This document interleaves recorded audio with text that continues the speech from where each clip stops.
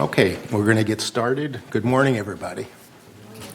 This is the United Laguna Woods Mutual Regular Open Meeting of the United Laguna Woods Mutual Board of Directors of California Nonprofit Mutual Benefit Corporation. It's Tuesday, April 11th, 9:30. We're in the boardroom, and there's a virtual meeting. This is the notice of the meeting and the agenda. So I'm calling the meeting to order, and we do have a quorum. Yeah, we do.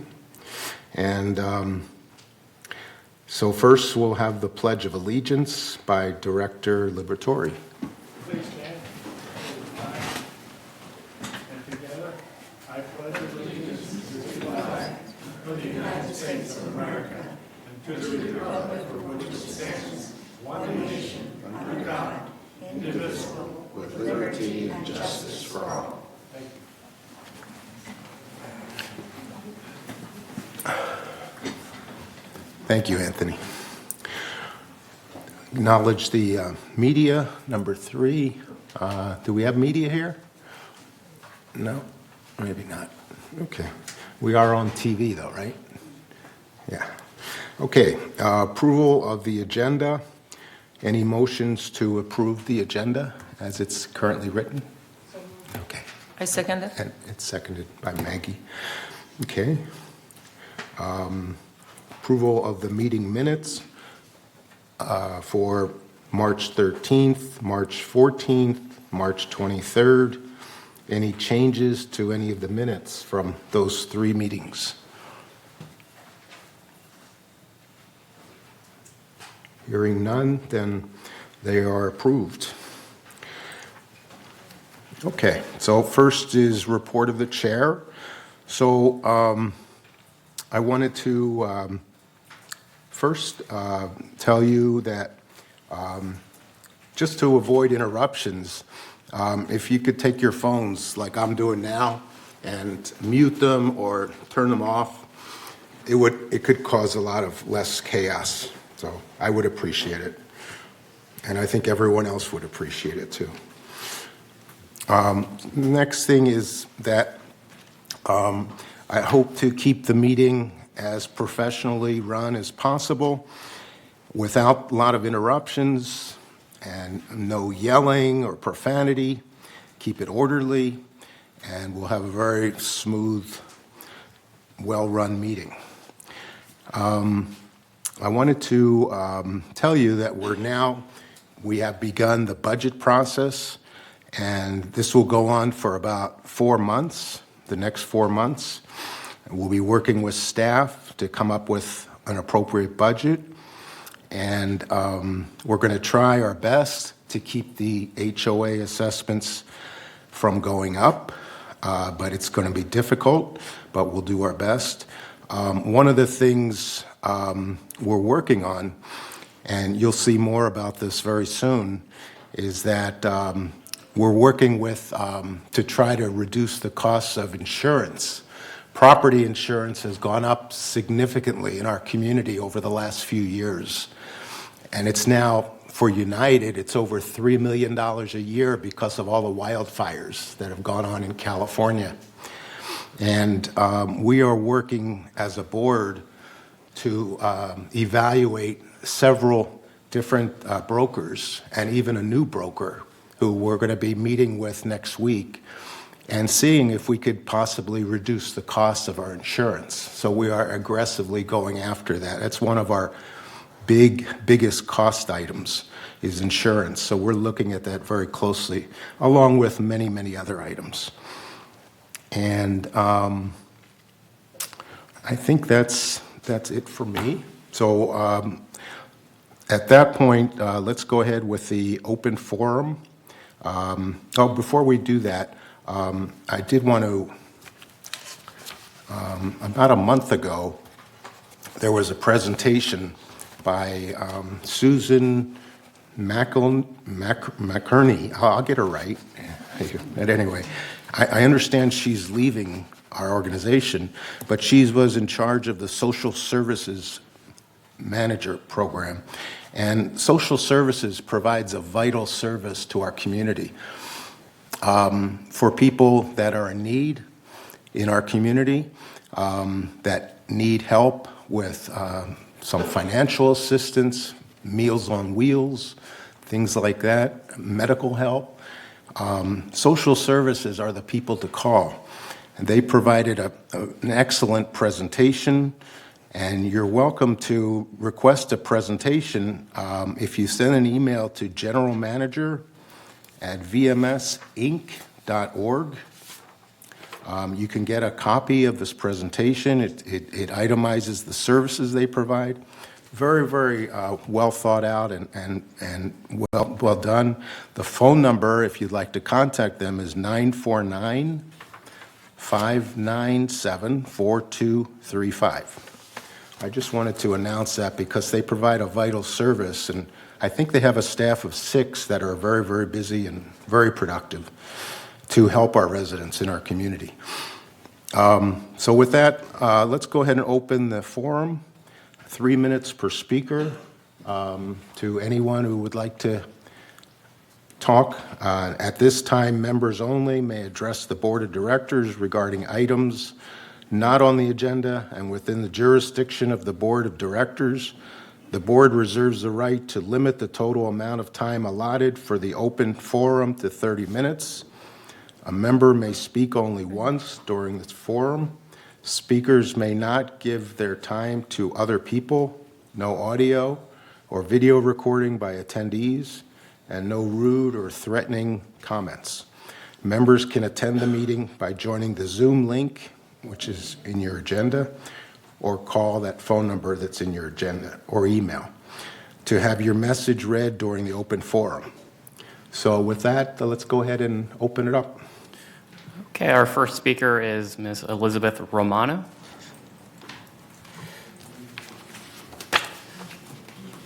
Oops.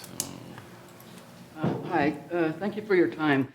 One of the things I want to discuss is, well, first of all, I am still waiting for the board to get back to me about the retaliation that I experienced.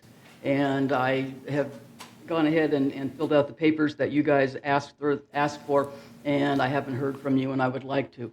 The retaliation I experienced caused me to really develop a serious mental illness because of the threats and the security coming around my house and stuff. So I really hope I'm the last person that you will send out security to harass. You know, this isn't appropriate, and it causes damage. And just also, first of all, additionally, I would like to tell you that I'm I'm unable to work right now, but I am a global corporate compliance CEO, and we have a lot of problems here with compliance. And I'm sorry to see this. One of the things I would like to say while I have the opportunity is that because we are caught between taking care of the village and then taking care of the corporation. But I talked to the previous manager about the issue with Roundup because our dogs were dying and getting diseases and things like that. And he told me that they were going to continue to use Roundup, even though they knew that it was a poisonous, toxic thing, and outside of this village they had stopped the use of it. But for the golfers, I want you to be aware that you were putting your hands down into these holes that had been surrounded by Roundup. And what you need to look at is the waivers, okay? And this is something that will come up and haunt people later. And I think we should be upright and honest about telling people what's going on. The other thing that concerns me now, we have reached the top of the suicide rate in Orange County. And we need to do something about it. And one of the biggest things that we can do actively is to stop the isolation. And that would be by reopening the drop-in lounge. Actually, I found out in my research for this that the drop-in lounge was decided to be the focal point of this village. We had 2,000 signatures that we sent in, people, and we could have had 2,000 more to say this means something to me and I am not isolated. I think our suicide rate, it's embarrassing for us to be up there at the top in this lovely place, okay? That we can open up turn the damn TV back on and put the chairs back for people to sit out there so that they're not isolated. This is horrible. We have about a person a week deciding this is too much and I can't do it anymore, okay? We are better than that, okay? And you have the control of that. And it's inexcusable and it's really illegal, okay, to do that to us, to isolate us.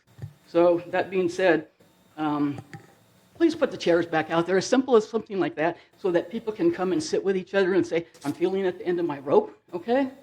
You know, you have the power to do that. It was taken away, okay? Please put simply the chairs back on the patio, okay? Thank you. So thank you. Thank you. And what is your the manor number? Yeah, what's your manor number? 2035. 2035. Thank you. Our next speaker is Manny Freeland. He will be speaking on behalf of his mother, who is the owner inside the community. Good morning.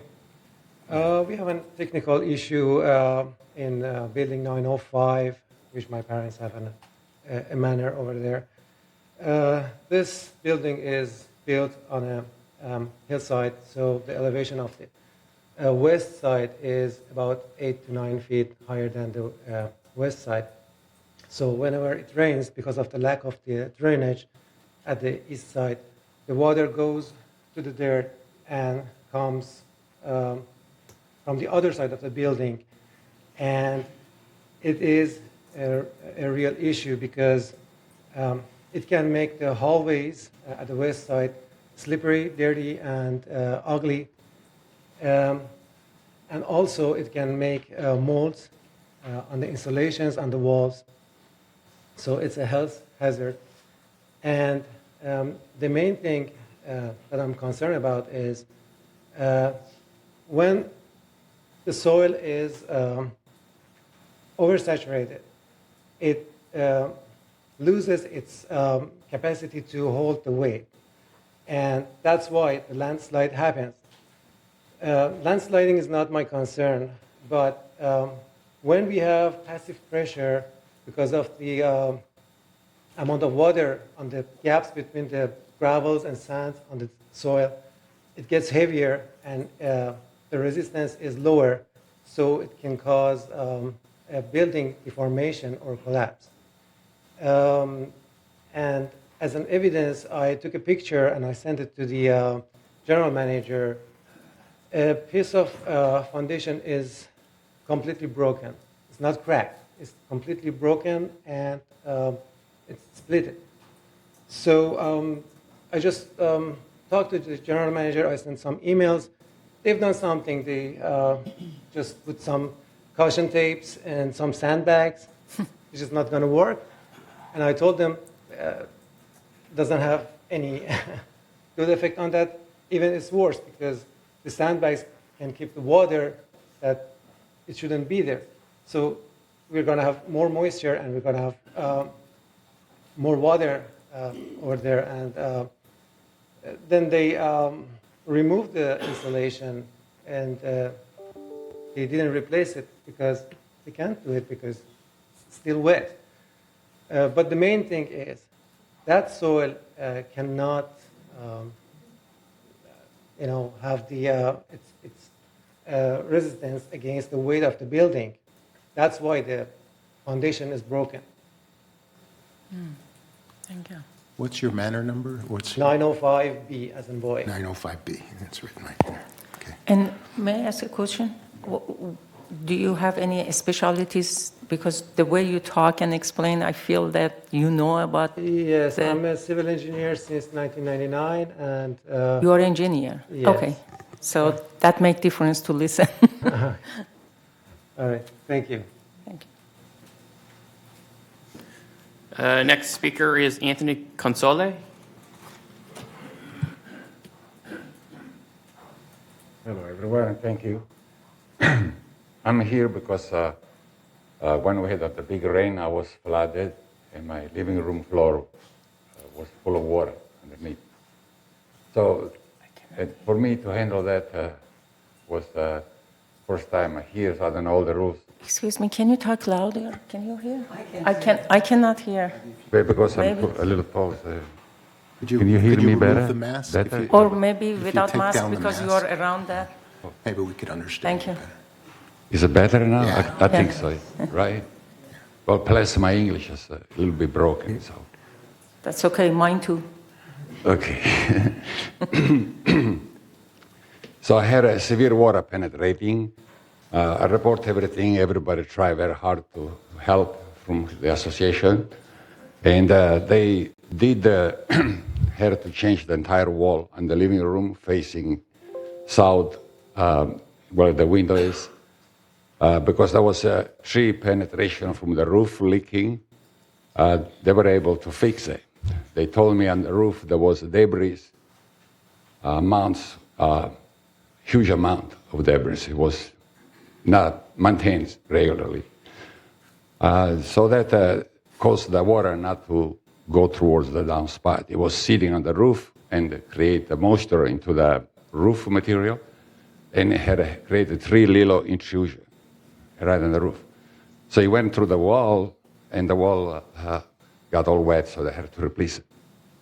So then we find out as we go along where the water penetrates to go under the floor.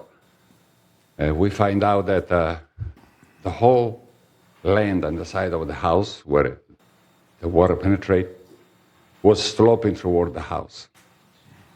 So the downspout and the cement that captured the water was leaning toward the house. So those houses the roof consists of 4 houses put together. It's a lot of water go on the roof. So the downspout create a lot of water. So because all the rain for 3 nights and 3 days, if you remember, it rained so hard. All the water didn't go in the ground very fast because there's a lot of clay, about a foot down. So it sits and went up and flooded the side of the house. No way to escape. Okay, between the downspout and all that. And created the penetration from underneath the wall foundation, which is like 6 inches above. And it was pretty severe. So they come and fix it. But the first time they just moved the stone that was underneath the downspout. They just moved 6 feet, didn't do anything. The slope was toward the house still. Second time they cut the gutter. They had another one and extended like 6 feet away. Still the slope is not there. Excuse me. So the third time came. Can you finish up? Because you're out of time. Can you finish up? Sorry. So in other words, I end up with a lot of difficulty, and now I have the floor this much because they don't have the same floor. So I cannot repair just that area. So I have to do the whole house. And I've been painting for 3 weeks, and hope that they can consider that's not my fault, so they can cover the whole floor or participate with something. And manual number? What is your manual number? 301, letter A, like apple. Yeah. Yeah. 301? Pardon me? Did you say 301? Say it again. 301? 301, letter A. Yes. Okay, thank you very much. Thank you very much for listening to me. Next speaker is Diana Hafner.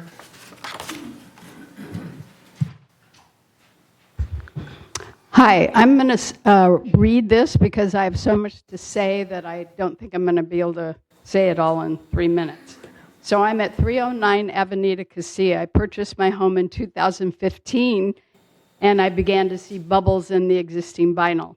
Laguna Woods came and said it was condensation from the dirt under the foundation, and there isn't anything they can do or can do or will do about it. July of 21, it got worse, so I replaced my floors. When the contractor pulled the floors, it was totally wet, not just damp, but I have photos of standing water. So after I replaced the floors, and I had to pay extra for them to put a resin down so the water wouldn't keep coming and ruining my floors. But about 6 months after I replaced my floors, I started seeing buckling again. So I had the contractor come, they replaced a couple of boards, they said it's still wet underneath. 6 months later, I saw buckling in other areas, so I contacted Laguna Woods. They came out, 3 different people. Chris, with the meter, said, didn't see anything. Robert, the plumber, no problem. Scott Wolf came and looked at the buckling, He gave me 3 or 4 different excuses. He said the contractor didn't do a good job. He said the second excuse, he blamed the wear and tear on the floor. I said they're 1.5 years old. Third excuse was, well, maybe there was a leak behind you and it got to your unit. He said he will check into it, get back to me. He never did. I called him and I said, Scott, what's going on? Oh, it wasn't a problem with your unit. I said, well, what are you going to do? And he said, there's nothing we could do. He said, I didn't see buckling. And I said, what do you mean you didn't see it? So I made him come back. He came back. We went around in circles. His ending words were, number 1, our policy is if you've altered your floors, there's nothing we can do. Number 2, I don't see water. Nothing we can do. I said, but this is the second time the floors have been redone. And I just want to say, I'm a shareholder here. I don't own the land underneath. I don't own the building. I don't know what's going on, but I think somebody needs to come and help me. When, right before he left, he said, if Laguna Woods pulls up that floor and there's nothing underneath, are you going to reimburse us if there's no water? And I said, yes. And he rolled his eyes and kept walking. And I said, Scott, I told you, yes, I will reimburse you. And he kept walking out the door, and that was the last I heard from him. Thank you. Thank you, thank you. That's good.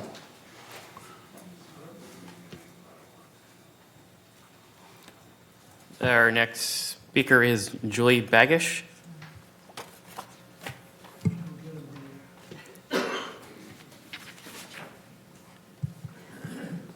Hello. Well, I'm glad to be here, but not for the problem that's occurred and has been occurring since we moved in, and it's called, I labeled it when I sent this to the administration, excessive water in breezeway and entryway. It is with great concern that we report excessive water in the breezeway and entryway of 908A, Rondesville. Since the last rains, there has been water everywhere on both floors. In the 8 years we've lived here, we have continually seen small amounts of the water coming back from the wall of the breezeway under the cabinets and along the doorways. Since the last heavy rains, the water was everywhere and really didn't go away. And I decided, when it stopped raining, we decided to check the breezeways on either side of our building. The building to the east side had a small amount of water near one of the doors, and the other one had no water. Perfectly clear after that rain. There are no drains for surface water and nothing for the gutters at 908. So water is a big problem collecting on all the flat surfaces as well as in the soil on the top of the garden areas where there's no drain for 908 building. This water creates health hazards as it spreads debris around the bottom level, which gets tracked into our homes. It can also create mold issues from the dampened conditions on the walls and crawl space. These heavy rains indicate new weather patterns which can erode our quality of life, and they probably won't go away. Combining this with the older building structures, the garden, earth, soil, and the crawl spaces is not a good substitute for the kind of soil that should, or kind of whatever they use in making buildings and backing them onto the earth. It becomes weakened, so there's no support structure eventually to hold the soil in place and in the crawl space. The building can possibly collapse, and an earthquake also would be worse in these conditions. When will Laguna Woods management take responsibility for these structural conditions? Because they can't control the weather, but they can control that, and we kindly ask your help in this manner. Thank you very much. Thank you. Our next speaker is Robert Cunningham. Hi. When I found out that United Board member Diane Casey referred to members of the Ad hoc Finance Committee as amateurs, I was taken aback, so I've come here to defend myself. There's no doubt that the other committee members, Allison, Ken, and Michael, two of whom are here today, have all had more professional investment experience than I have. but I am proud to have the opportunity to serve with them. I was also pleased to work with Lenny, Azar, Steve, and Erica. I moved to Laguna Woods in 2015. Before that, I lived in a condominium complex in Whittier for 30 years. For 20 of those 30 years, I was the treasurer of our HOA. Our funds were always fully federally insured, as they are now for United, because we knew that HOA money belonged to the homeowners and not the board.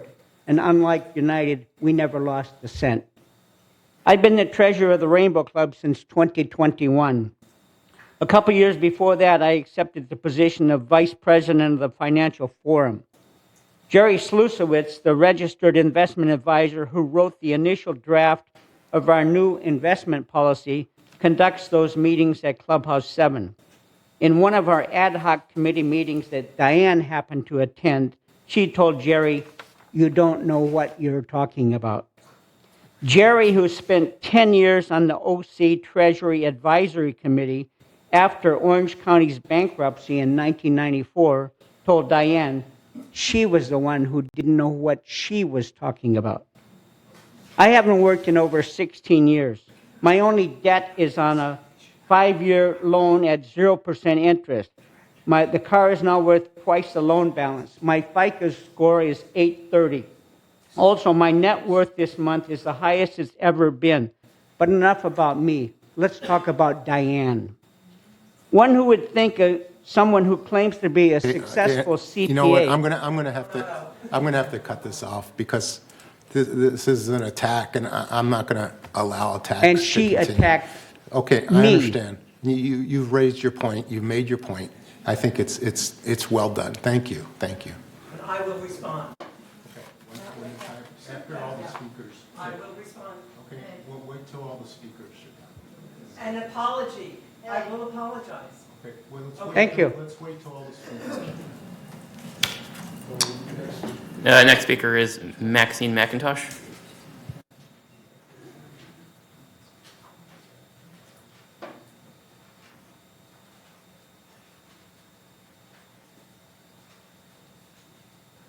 Only my left leg is 88 years old. The rest of me is right up here. Thank you very much. Such a pleasure to be here. By the time my husband and I were ready to choose a home in United, that was a long time ago, 1993. But we'll this summer go on to 30 years of living here. So we've seen a lot of changes, and we've learned a lot about what keeps the community as wonderful as it is. We thought back over what drew us into this community and this lifestyle. And we always remembered two things: the beauty of the whole area around where we lived, everything beautifully maintained. Whatever went wrong occasionally here, there, or elsewhere, the overall effect was gorgeous. And everybody who came to see us told us so. And the other thing was the shared cost concept, that we had hundreds of activities, hundreds, from which to choose. And of course, a lot of those activities today are club meetings, parties, that go on in the meeting rooms of the clubhouses. And since you practice oversight on GRF, I know you realize a lot of people in United are counting on you to be very conservative in advising GRF how to make up the difference they don't have apparently right now in covering the cost of the clubhouses. Some years ago, our CEO at that time, Brad, what was his last name? Johnson? Hunter? Hudson. This left ear is a little old too, but just the left ear and the left knee. Okay, Brad Hudson warned us in this room one day. He said, you know, it's costing me, on his budget that we gave to him, $3.5 million to give you golf for 1 year. $3.5 million. Think how awful it would be if just the people who played had to cover that expense. It would destroy it. The golf courses would go, which are a nice attraction for our village. A way of life for a lot of people would go. So I'm very concerned about sudden change in expenses being laid on just the people using this room or this room. I want us to protect shared costs. Shared costs means we all cover all of it, And then we have choices. We can always choose what we do this year, next year. I'm surprised at what my husband and I have done in the years we've lived here. Things I never thought we'd try, including bingo. I'm horrible at bingo. And it's wonderful. We want to protect that shared cost. So please be careful with what GRF wants to move ahead on. I know they're careful also, but we're really imploring you to look out for all of our village in letting anything destroy our shared cost concept. Thank you.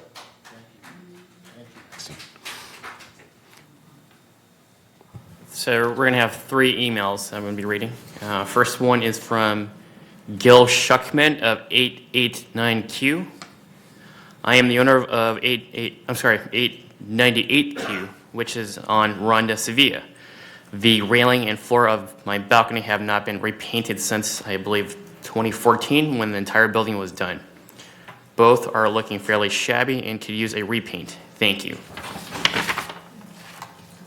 Next one is from Alice Feinstein of 21A Alpha. My manor, 21A, Avenida Castilla, is the original everything. My parents purchased this manor around 1985. The ceiling, heating, and the original air conditioner are still functional, but they are not very energy efficient. Can they be updated? My electric bills are very high. Also, my manor has 4 steps to get to the front door.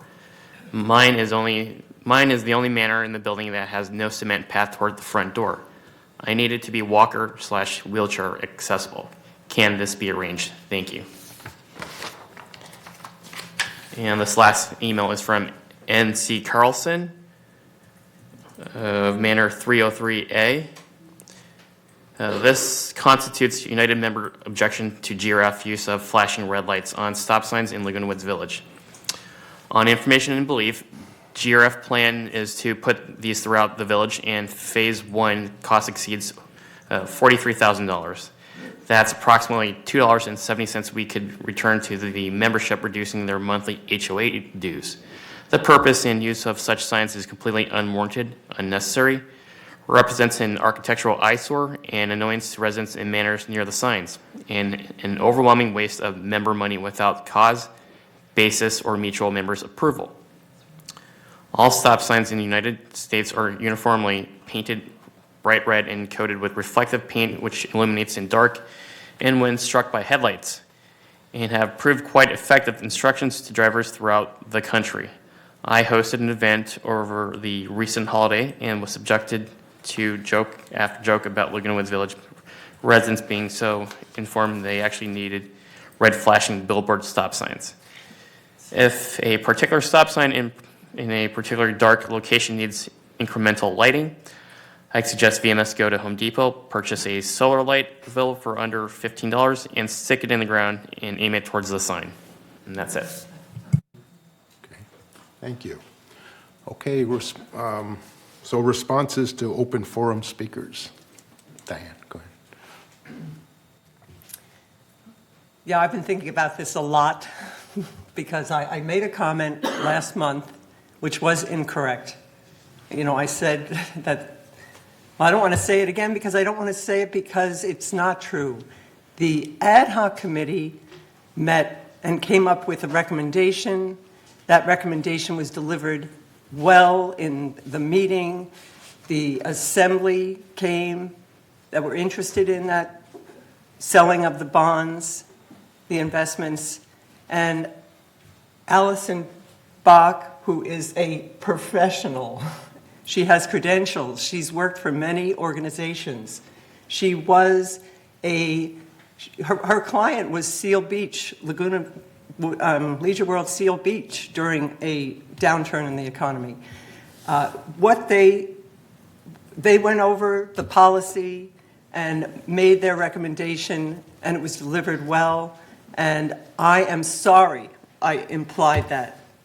But Robert Cunningham, as he said, you know, had his credentials. And so I responded badly to what was said before I made my comment. So I apologize, and I would just ask that our board does not interfere with GRF making their decisions and using their professionals. to come up with their plan on their investments. Thank you. Thank you, Diane. Any other, Mary?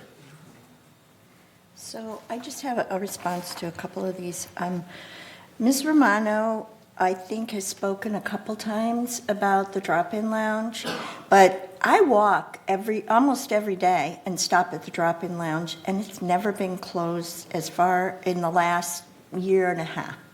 There may have been a day or two if there was some repair work, but it's wide open. I sign in every time I go in. I know it's open.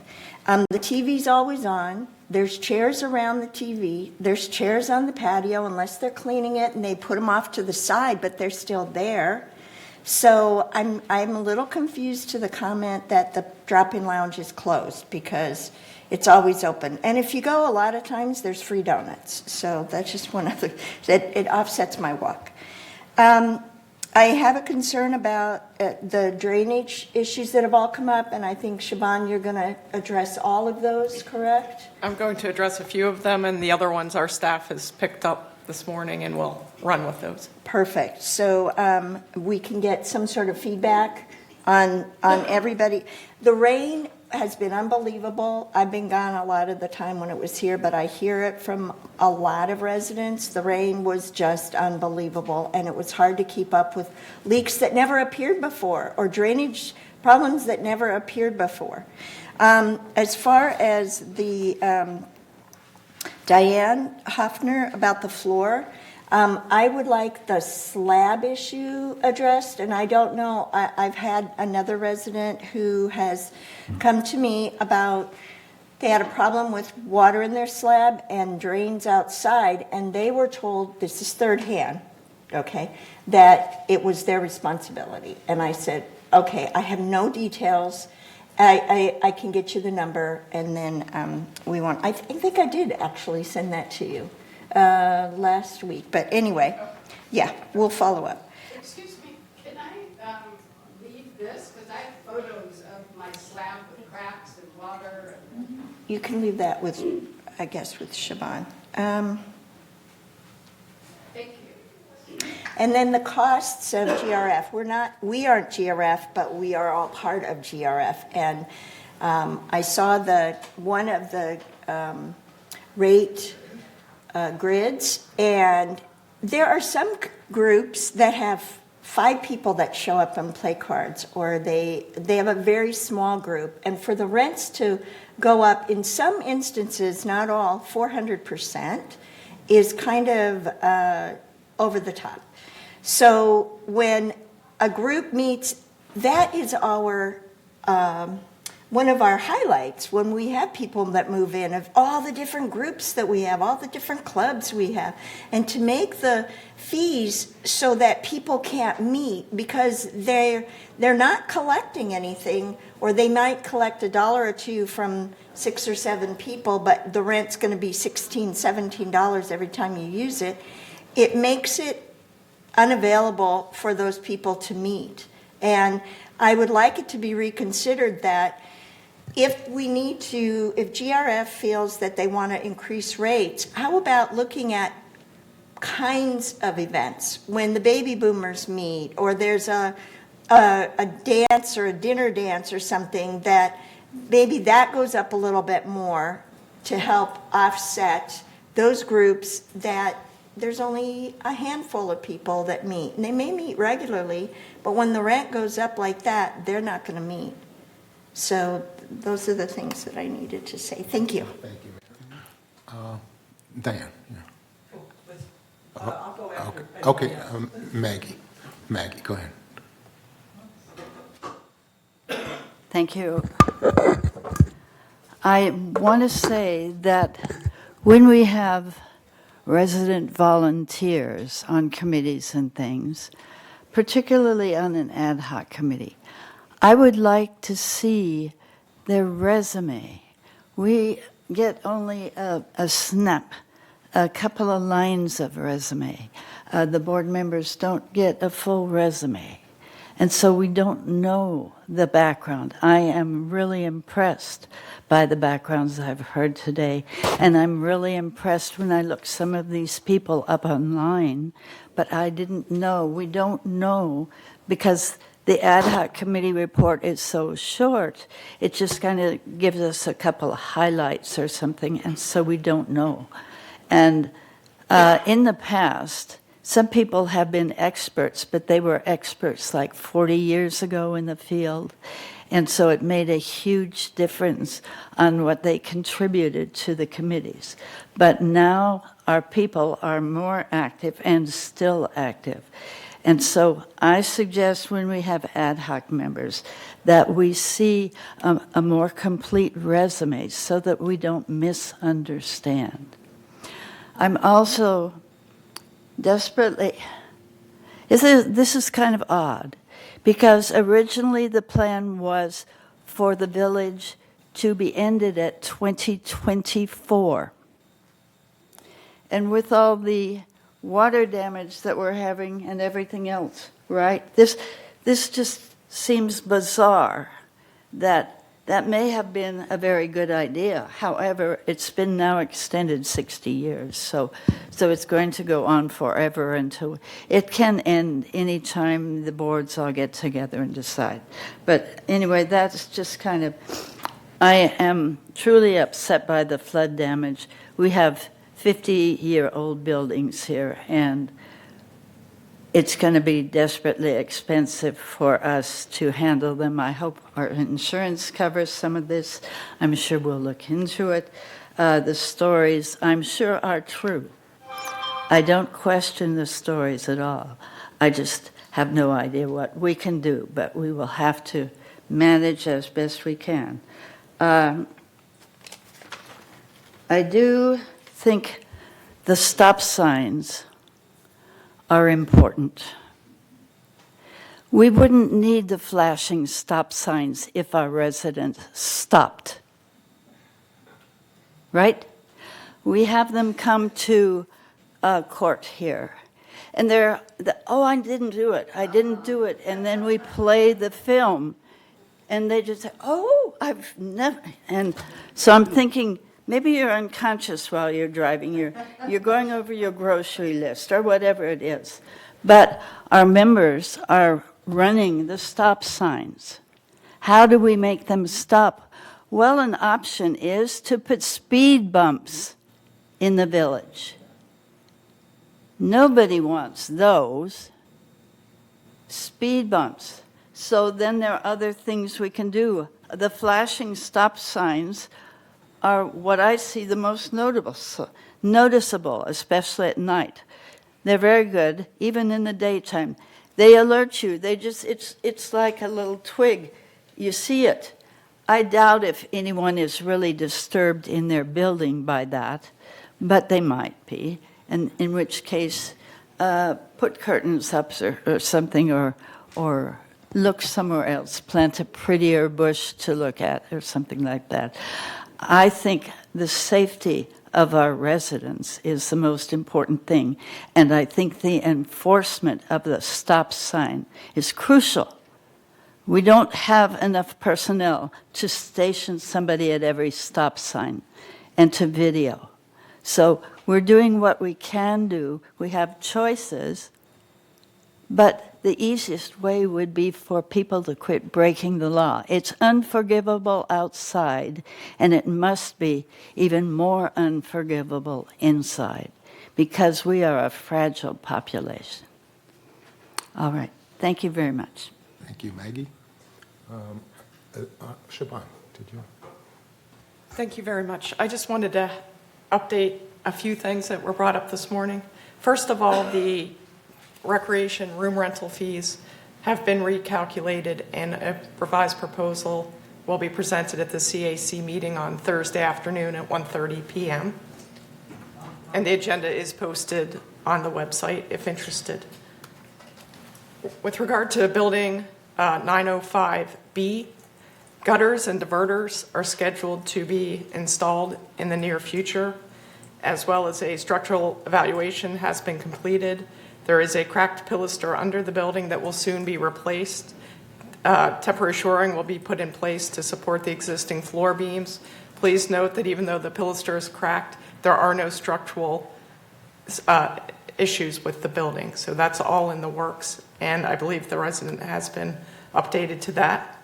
And then with respect to Ms. Feinstein at 21A, she had questions about heat and a ramp request. The best thing to do is to have our MNC staff reach out to her, and we will do that. That's already in the works when we received her email request. Similarly, Mr. Schuckman at 898Q has concerns with balcony paint and top coat. That is being evaluated by maintenance staff as well, and appropriate action will be taken depending on what is found in that analysis.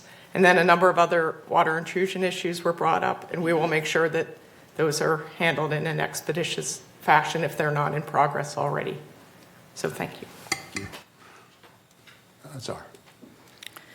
Thank you, Mr. President. Well, today reports, it was a warning for all of us, an eye-opening. 3 major issues came from the water and building. And that makes us very, very careful about, we are in the middle of budgeting, how we should budget to really put aside for this kind of things. And this is only one time that came this kind of rain. We don't know next year we have more than this or not, and how many is coming. So today, I am so happy that you came, and it was because we are in the budgeting, and we have to be very, very careful and spending money in the essential things. That a building, the structure building is cracking, that's a big deal. And rather than spending money on the fancy things, nothing wrong, but fancy comes always second to the structure of the building as a flashing stoplight. Talking about GRF, somebody says, let GRF do what they want to do. Please understand, every single member is a member of GRF. GRF is not something that's separate from everyone and only GRF. Even the board member in GRF is from United or Third. Basically, we all have 2 people, United people, Third people, of course, Tower including. But of course, we should have a work and talk on GRF, because we are paying to GRF.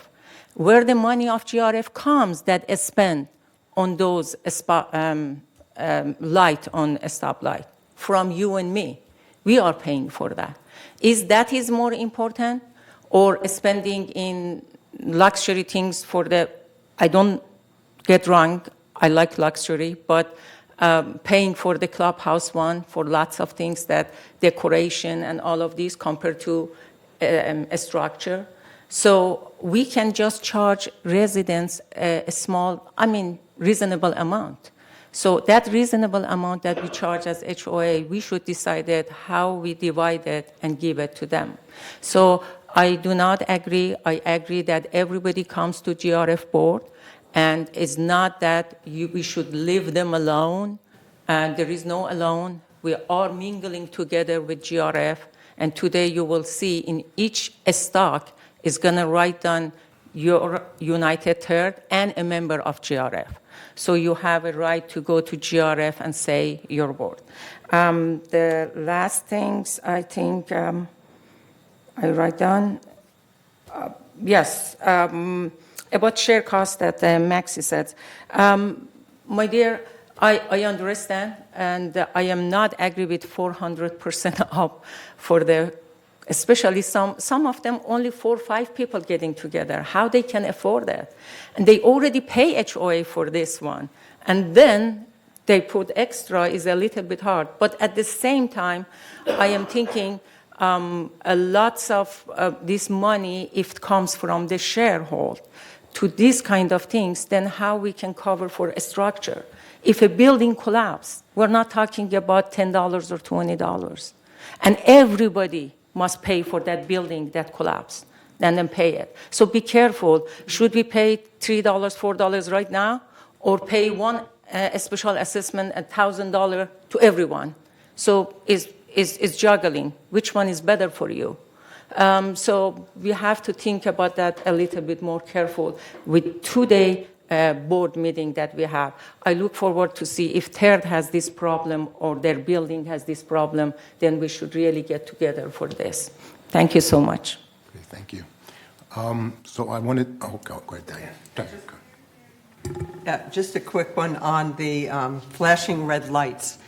I drove through Gate 1 the other day, and I was glad to see that the flashing red lights aren't offensive. It's not like you go into John Wayne Airport and see those yellow flashing signs telling you what to do.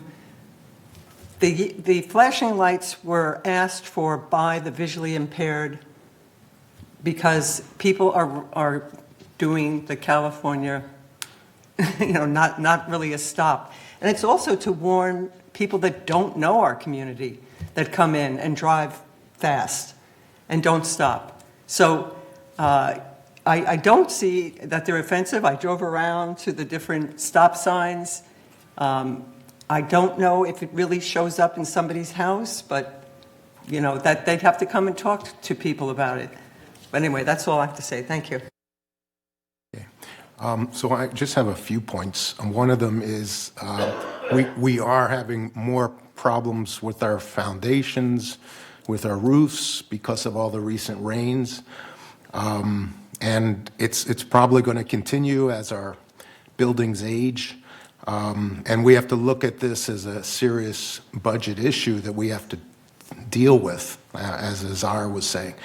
But more specifically, regarding the four cases that we listened to, the four major cases that we listened to, there was 905B, 301A, 908A, and 309F.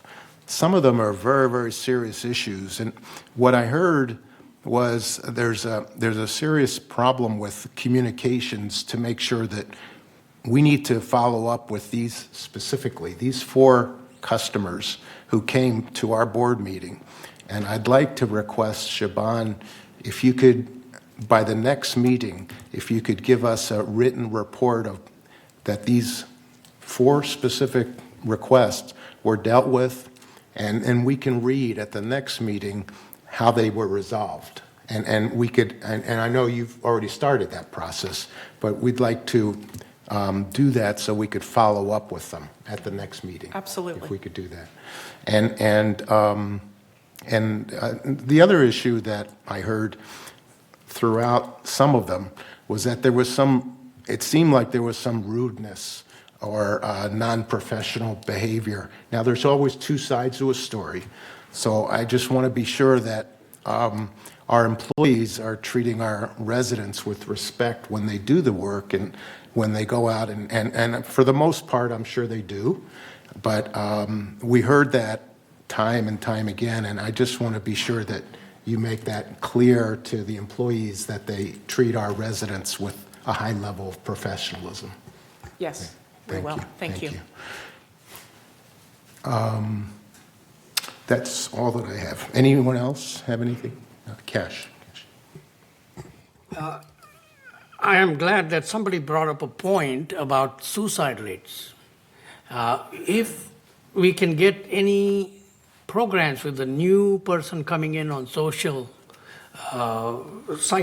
social position, maybe we can have some classes or maybe we can have some series of lectures or whatever, because people as they get old and lose their partners do have problems. Maybe we can try to help some of these people. Thank you. And I'll be happy to provide a list of what we have currently available and get social services thoughts on this and share it with the board at the next meeting. Also wanted to thank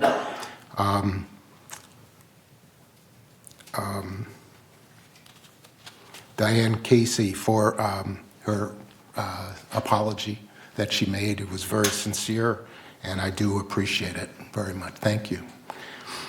And And so next item is the 8B, which is response to past open forum speakers. And Allison Bach, do you have a report you'd like to present? Thanks, President Ross, and thank you VMS staff for the research that you did on these prior issues from last month's meeting. Ms. Romano, again, last month brought up her issues about harassment and the drop in TV lounge, as well as the suicide rate. And I think that's been addressed again today about the situation there. The response from Director Blackwell last month was also relevant, that this is not the right forum, and she encouraged her to attend the CAC meeting on this issue. Mr. John Kefferly in 11A was concerned about insulation in the roofs as new roofs are being applied, and his recommendation was received. The flat roof question was answered in the January United Board meeting. Per Manuel Gomez, our M&C director, the flat roof replacement will also include appropriate insulation as part of the installation. Manny Armendariz had a number of issues that he brought forward last month. One was concerning the replacement of trash bins, those overlarge trash bins that a lot of people can't get into. Robert Carroll, General Service Director, said the low-profile bins are not available on the market. They have to be engineered, essentially, and CR&R is doing that with retrofitting items with special metal lids, casters, and welding them together. Sounds like a big project. There is a big backlog on this, and CR&R is working through this plan. They hope to complete it this month of April. He also talked about his landscaping issue, about the dying lawn. Kurt Wyman recommended that he consider the fact that we have essentially a flood on top of a drought situation, which makes it very, very difficult on turf. But Mr. Armendariz had been given seed and mulch to do it himself, as he preferred to do the reseeding. He also mentioned that his shrub bed has not been maintained since September, despite what the schedule dictates. And again, landscape staff checked the records and found that they had been there October 29th, scheduled to be back on the 29th of January, but you know what happened, it rained, so no service that day, unfortunately. He also mentioned that our wonderful creek is a mess in his view. And the crew had just been in there the week of March 14th to clear out cattails and debris. The cattails are not removed from the central channel of the creek, only from the sides, as they are important to the health of the stream of the creek.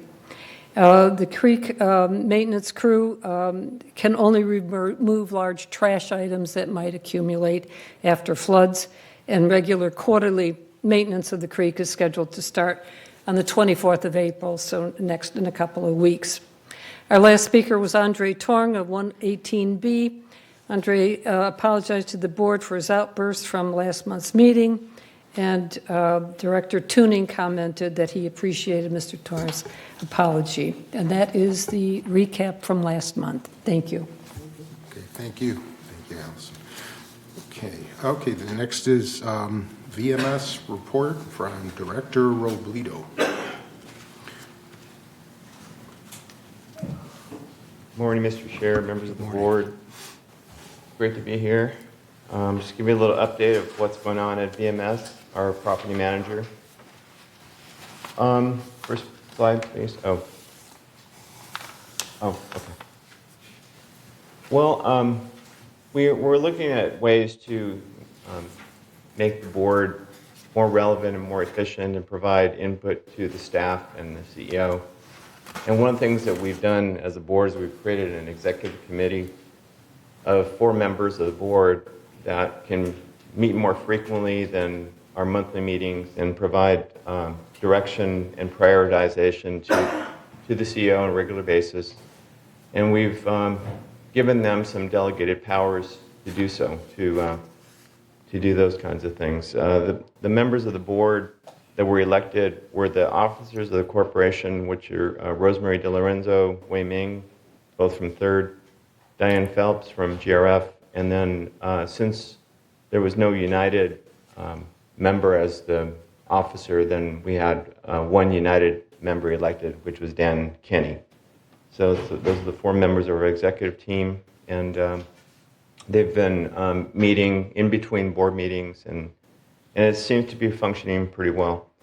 One of the things that they also do is they're the liaison, they're the communicator. When the board wants to do something, then they provide the individual direction to the CEO and the follow-up. Another thing that they've been delegated is the establishment of salaries for executive staff and for the corporation. Some things are confidential, and it's best not to spread them around too much. So they've been given the formal delegation to do that. Of course, the salaries are within the budgets set by the mutuals, by United, but within the budgets, the salaries have to be looked at by someone, and instead of 9 people doing it, then it's a 4-people committee. So that was something that happened within the last month or 2. Next slide, please. So this is something that came up. It was a solicitation of Bright Ideas. It's a Bright Ideas program, and it was approved by the board, and it's already paying dividends. So we had our first award come out last board meeting. We had one of our employees come up with a savings, a different way to calculate franchise tax, in that it'll save us $20,000 a year. And being that she works with it every day, that's the best place for the ideas to come, is people that know what can be done better. In this case, it turned out it was a way of calculating it based on a net value versus a gross value. Both could work, but this is a way that's legal, and it provides savings to our community.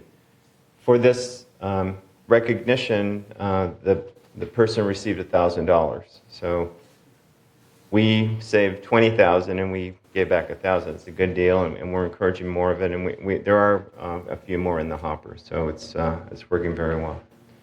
Go ahead, next slide, please. As you know, many of you participated in the strategic planning effort, and this is a brief update on things that are coming up with that regard. One of our first objectives would be attract and retain quality staff. And one of the things that we've done is there's the Integrated Resources Institute that provides staffing of disadvantaged workers that are available to work. And it's actually, I believe, no cost to the village.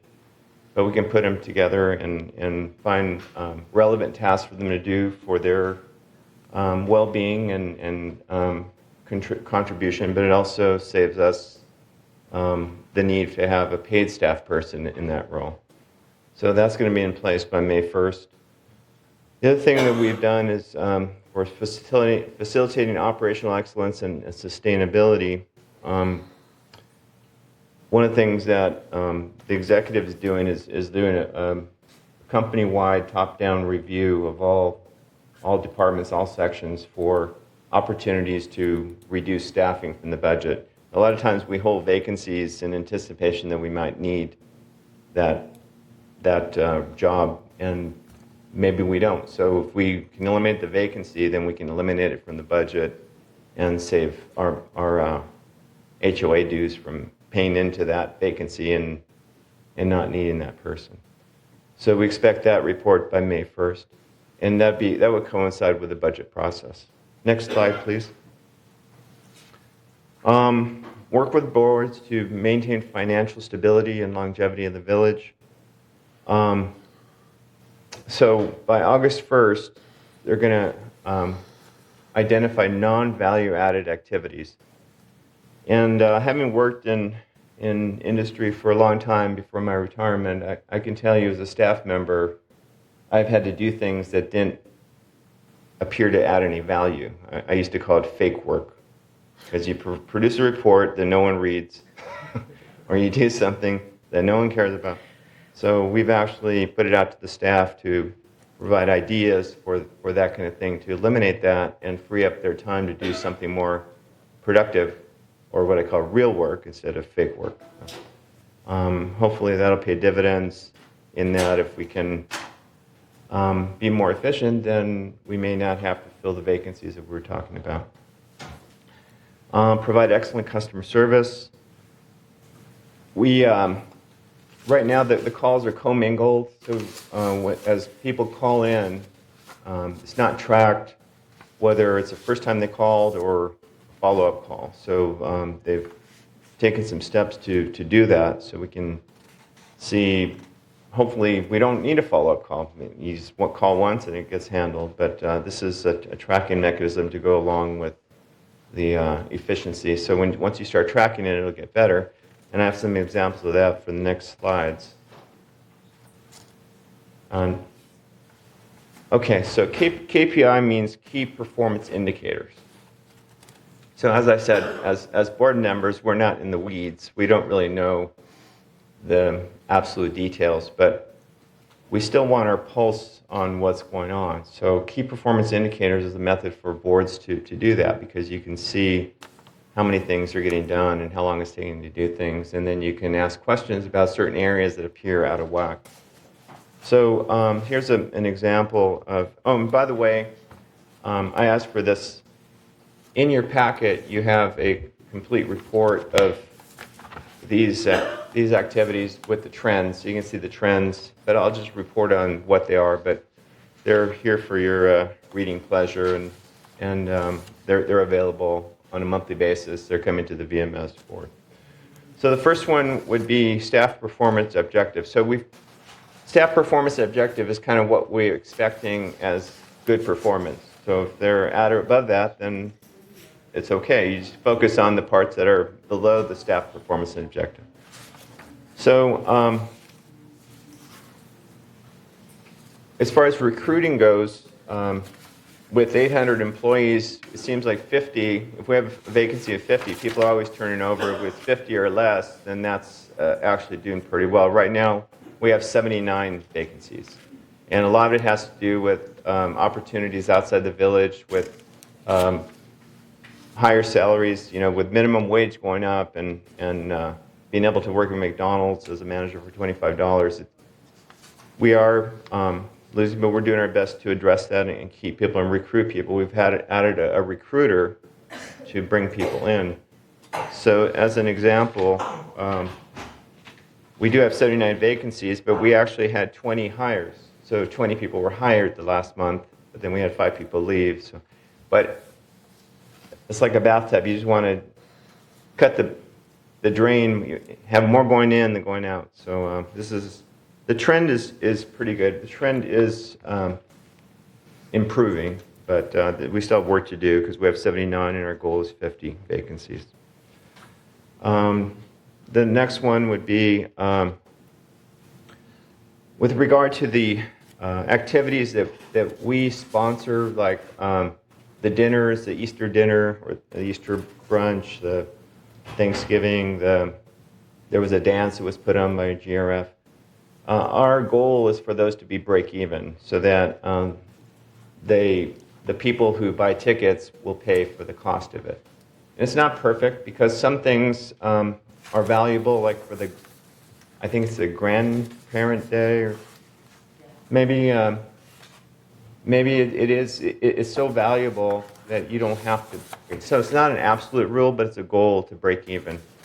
And the dance that was put on, and we're looking at the attendees, whether people like it, and also the cost versus expense.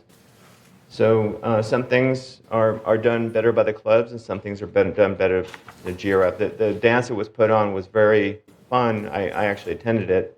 But similar things are put on by boomers or the big clubs out there, like Chicago Club.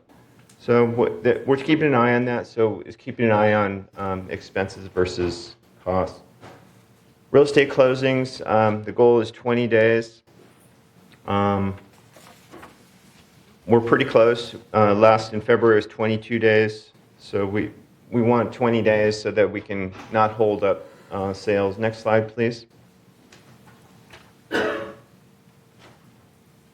Okay, as far as customer service goes, the statistics for customer service are pretty standard. We're all customers. We all call places. So we want minimum hold times, and we want to be able to, the calls are answered before people hang up. So those are some of the things that are tracked.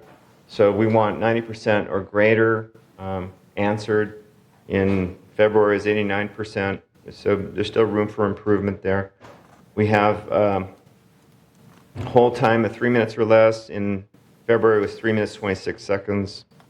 For manner alterations, we want it 2 minutes or less because there's less calls, and with that, it was actually better than the staff objective. It was 1 minute 36 seconds. Walk-in time, 7 minutes is about the same. We actually met the goal, and walk-in customer transaction time is about 6 minutes. We actually met that goal too. So that's a flavor of what's going on as far as the staff. The other thing in your packet would be that the tickets. So if you have a maintenance ticket, and how many are resolved within 30 days, 60 days, 90 days, and all the different tickets are there. I didn't want to put that up here, but that's being tracked too. Last slide, please. So just two more things. We have a customer service improvement plan. It's a common theme that residents' calls are not acknowledged, and it's a continuous focus of the board on that to improve that.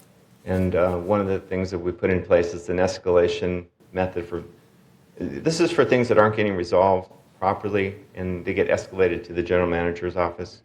This is different than just general communication, which we're addressing as well. And then finally, we have an opportunity with the union contract expiring to make some improvements with the conditions and hopefully hold the salaries down to a reasonable level so we can continue working. So that's my report. I'd be glad to answer any questions. First of all, thank you so much. It was a complete report. I have a few questions. Number one, are you actively looking for the number of staff in each department? Because I am in the finance, every month we receive that we are 86 people vacancy, and this is not for 1 month. It's about 2 years that I am there. But the whole community is running.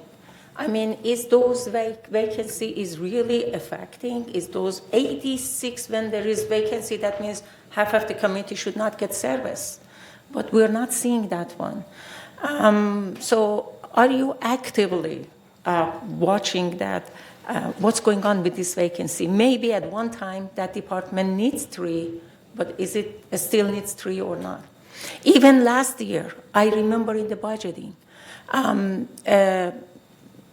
I think it was a performance that says we need 700, if I am correcting, excuse me for a few up and down.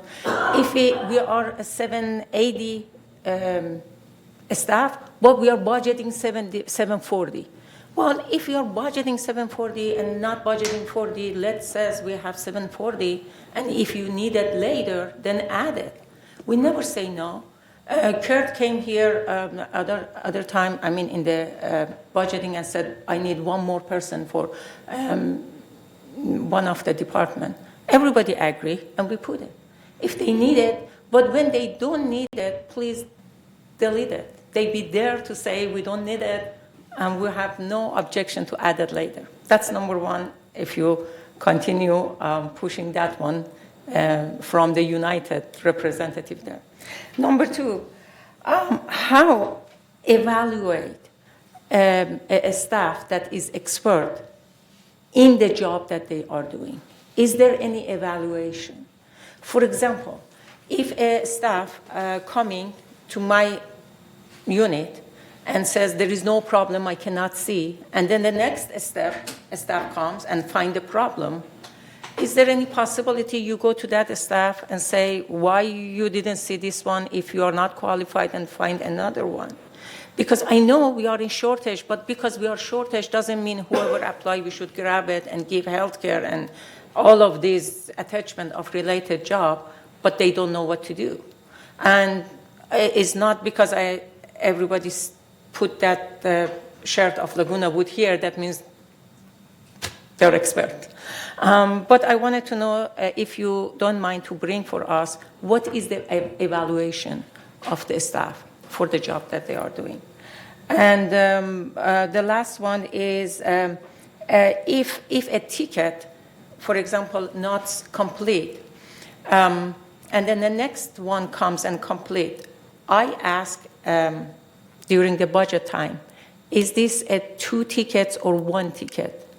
I was told that it's 1 ticket for one job. For example, the faucet is not working. If 3 times come in different times,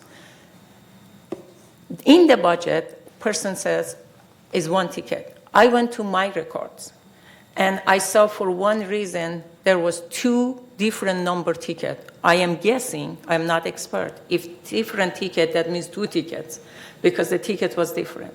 So in that case, we can bring the number of the tickets down if we can do it from the first time rather than coming over. I appreciate if you just follow this one. Absolutely, and I agree with you on all 3. Okay. And I've been pushing. We've been pushing all 3. But I could give a quick response. The top-down review of the staff was a direction from the board, and now the CEO and the staff is doing that to do exactly what you said, is to get rid of the vacancies or repurpose them. For the departments that are short, they might be able to repurpose the person, but get it to a more efficient level. As far as competencies, the best way to do that is what we witnessed today, having a specific incident, and then doing an investigation and providing training or discipline or whatever would require it. Because from a board level, we're not the managers, so we interface with the CEO, but we don't interact directly with the staff. But when we get reports that are very specific, we can hold their feet to the fire and provide the training and discipline that would improve things. Yeah. What was the last point? Sorry. The last one, the ticket. The tickets, yeah. I mentioned that earlier, that they're separating them. And the goal is to only have 1 ticket and not have any people call back for the same issues. So thank you, then. Yes, thank you. Anthony, go ahead. Go ahead. Thank you, Mr. President.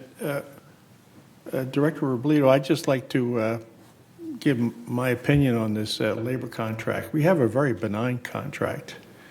And what people don't know is these small locals can't afford an economist, they can't afford lawyers, so they go to the LA Labor Council, and that's where they get their marching order, so to speak. And our contract is very benign, and I've dealt with labor contracts all my life. These people aren't even guaranteed a 40-hour week.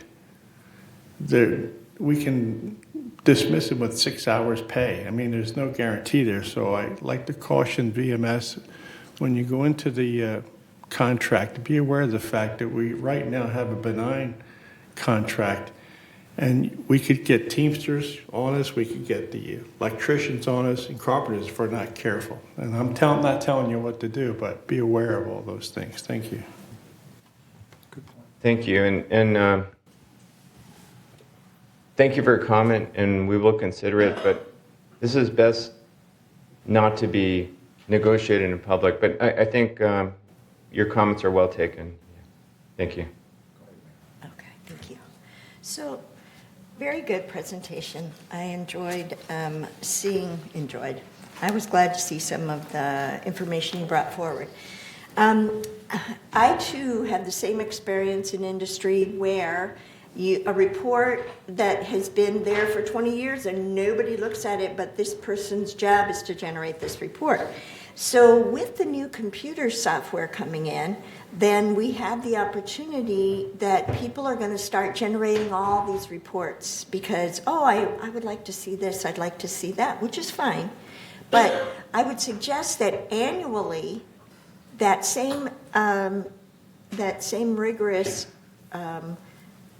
effort is put in, that you go around and say, okay, now evaluate the reports we've been doing, especially since we're starting to do new ones, that annually everybody can come in and say, you know, I did need this at the beginning, I don't need this anymore, I see it on a different report, or it doesn't satisfy what I need, or so forth, so that we don't get down the rabbit hole of that eventually the number of reports that start to be generated are make everyone or certain people's job just generating reports, and that who's looking at them. So I think annually that would be a good thing to do. The second thing is on KPI reporting. Average does not give you a good number. Mode would give you a good number, because average can say 2227, the average number, the average amount of time on a call is whatever, add that up and divide by the number.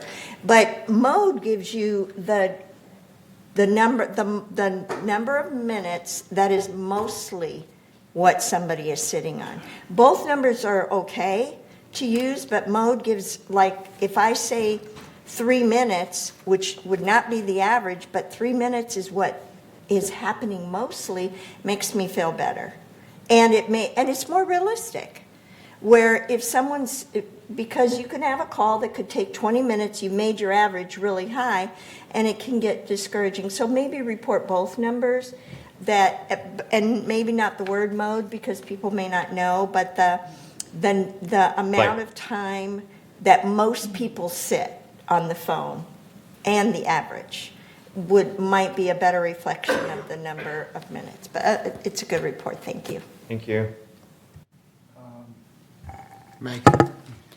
Okay, once again, the resident portal is the way to go. The resident portal is the way to go. I could say that 52 times, and I hope one person hears me every single time, because the resident portal is the way to go.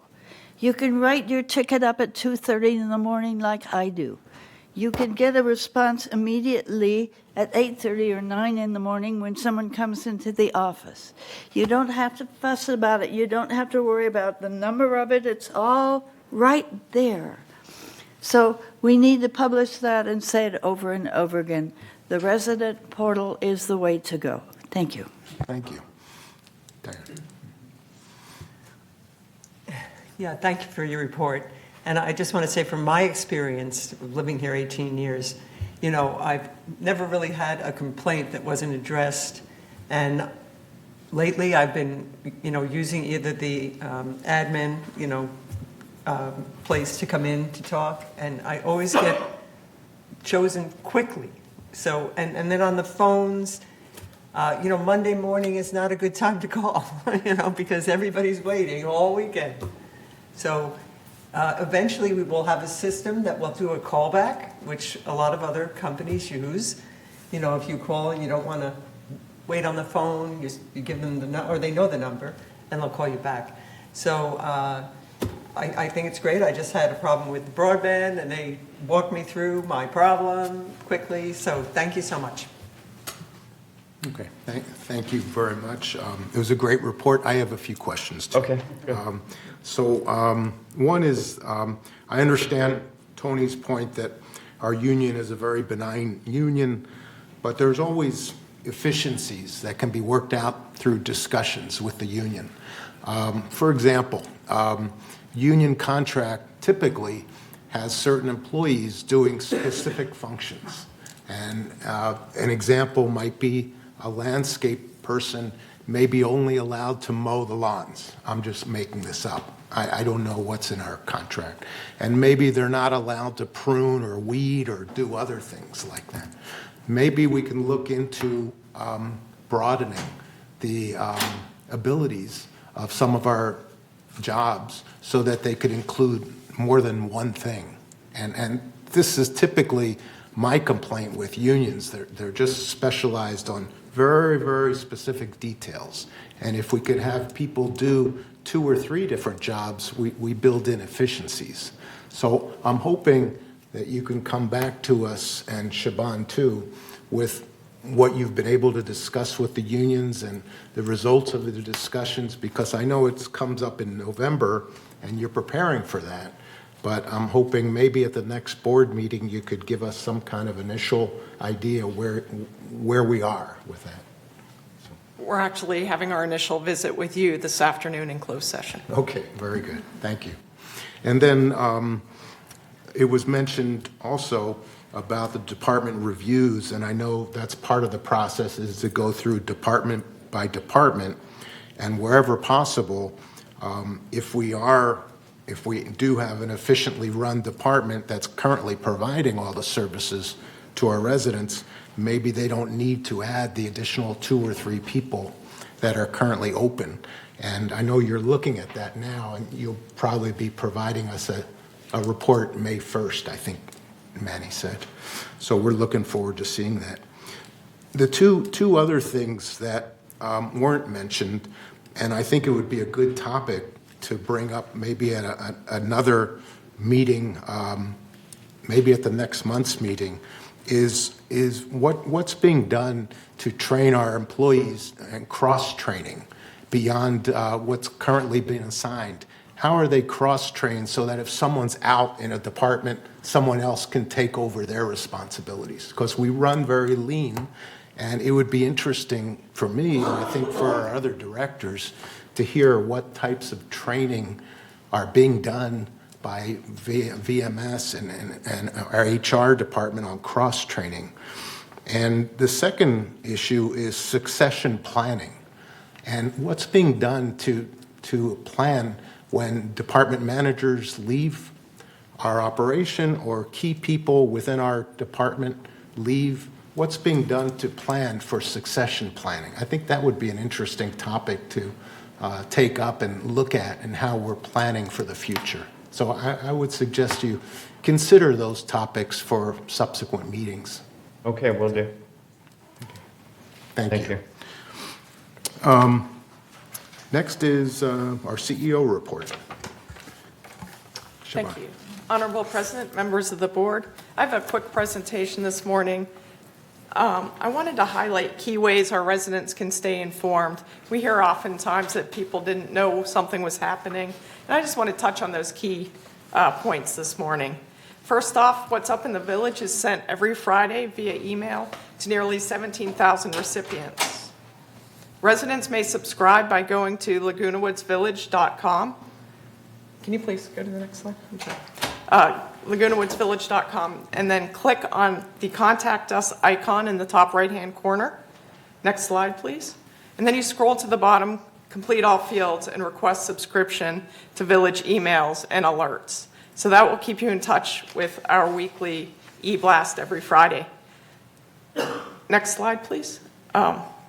Residents may also subscribe to board email updates. As you know, the United Board sends regularly monthly email updates targeted specifically to their housing mutual members. Third Mutual does this as well, and GRF has started sending monthly updates. To subscribe specifically to these messages, use the website form shown on the last slide, or send a message to info@vmsinc.org, simply indicating your willingness to receive these emails from the boards. Next slide, please. Please remember, to receive communications, you must subscribe. Having your email address on file with Resident Services does not subscribe you to the weekly e-blast. You must opt in. Next slide, please. Also, you may check for the latest news on the Village website.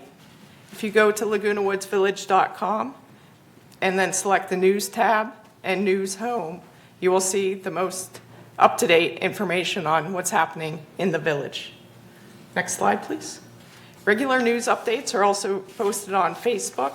Please see the Laguna Woods Village account, and you can check out the latest information and like this page to get regular updates in your own Facebook feed.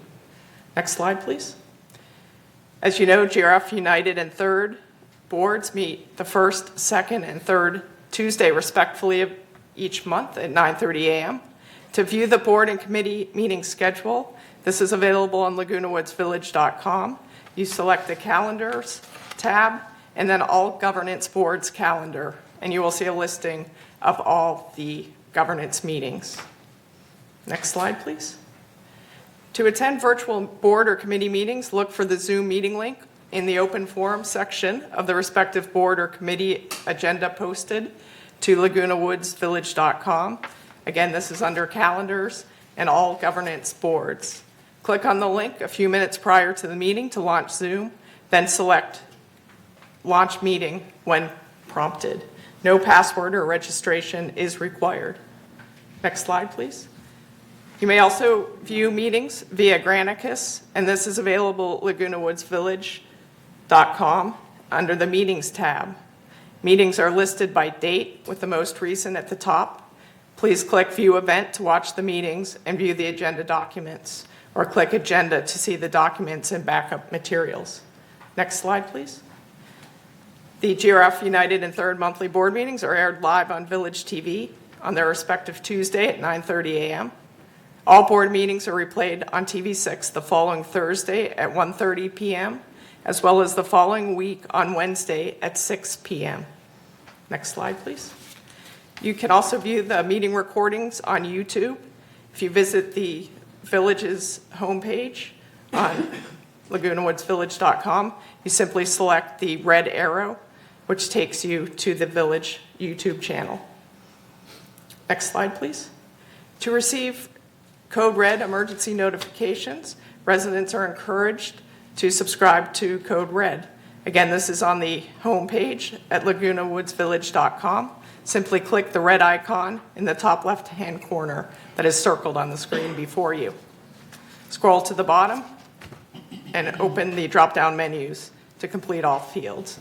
And this will connect you to our emergency notification system. And that is my update this morning. Thank you very much for your time. Thank you, Siobhan. Yeah, Mary. Thank you. That was good. I like that. Okay. I have a question. So as I was thinking about my question, I thought, well, maybe it's not the right thing to do, but when they go to the subscribe screen, which was your slide 4, could it be just to consider that you have check boxes at the bottom that you would say Code Red, United, GRF, and Third, that people could check those boxes and get put on all those mailing lists? Now, as I thought of it, I thought, but what do you do if you're already subscribed to like What's in the Village and now you go here? Is it going to cause an issue? So I will check on that, and certainly for the new website that is under development, that may be a better place for that. But you can simply, on this page, include your intentions in the comment box. Oh, okay. But Perfect. that does seem like a much more efficient option. Yeah, okay, thanks. Anyone else? Okay. Thank you, Siobhan. President Ross, we do have a member comment. Dick Rader. Good morning, Dick Rader, 270D. Siobhan, what an excellent presentation. I'm hoping you're planning to put that in the breeze. Thank you, Dick.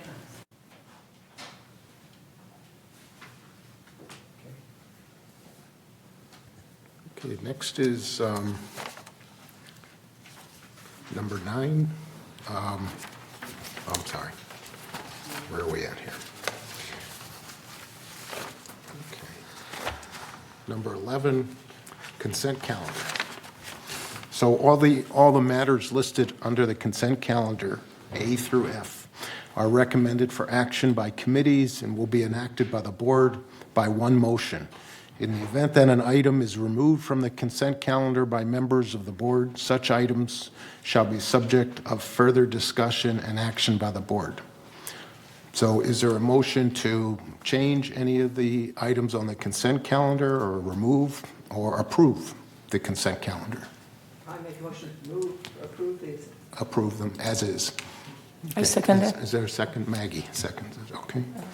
Okay, so the consent calendar is approved without change.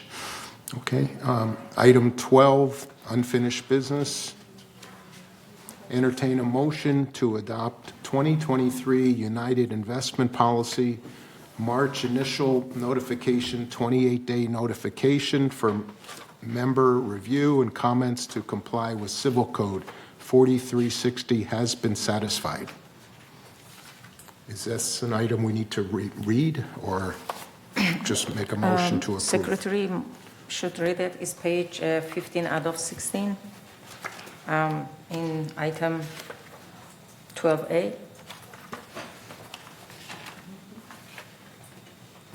Item 12A, if you go bottom. It's, 12A, United. it's here. I'll give it to you. Can you get this? Oh, page 15 of 16. Yeah, it's a pink page. Resolution 01-23-XX, United 2023 Investment Policy. Whereas on February 28, 2023, the United Finance Committee approved the United 2023 Investment Policy with a purpose to provide guidelines and limitations for the responsible management of cash available for investment, which applies to all financial assets of United, including all cash and investment accounts, both discretionary and non-discretionary. And whereas that all investments on behalf of this corporation must be made with the underlying principles in the following order of priority. 1, safety, 2, liquidity, where applicable, and 3, yield.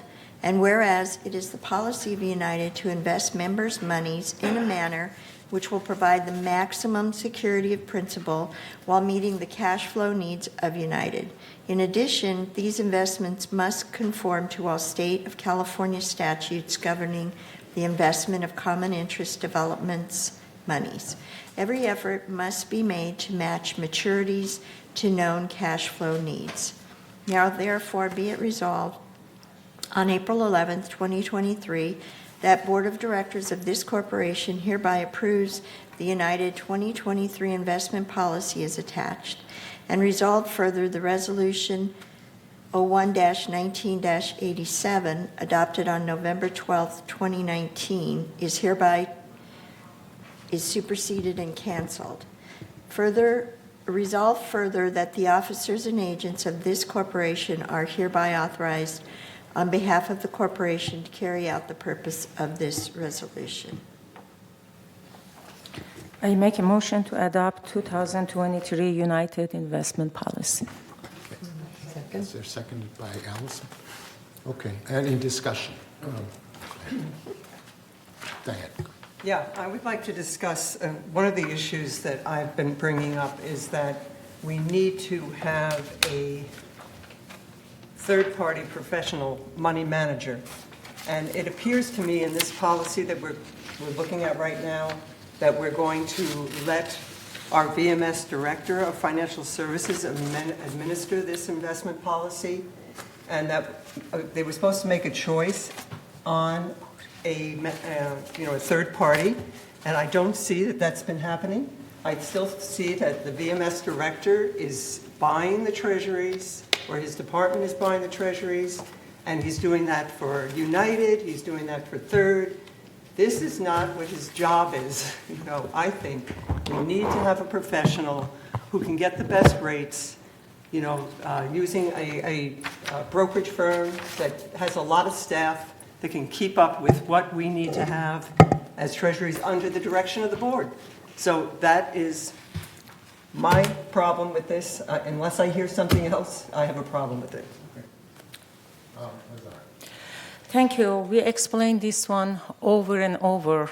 It seems someone doesn't want it to accept. And the reason is we don't have any policy. We are in the process of interviewing a professional advisor, but before we interview and give them, we have to give the policy, and we want to them today, after today, when we adopt this one. Actually, in 2 weeks, we're going to go through the interview. So far, we find 4 by staff. I was informed that they found 4. And we're going to interview all of them, and we present it to the board for decision. Regarding to the policy, yes, we put it there in the first definition. If you can see investment advisor, we put there. as who is going to be, must be fiduciary. That's the most important to be our benefit rather than the company or whoever they are working. That's why we put that words there. So in that case, they are doing it right now because we don't have any policy to give to the people that they come. Yes, if you look at page 8 of 16, the very top paragraph, it's continued from delegation of authority on 7 of 16, but 8 of 16 has it in here. United shall employ the services of a third-party professional money manager, et cetera, et cetera, et cetera.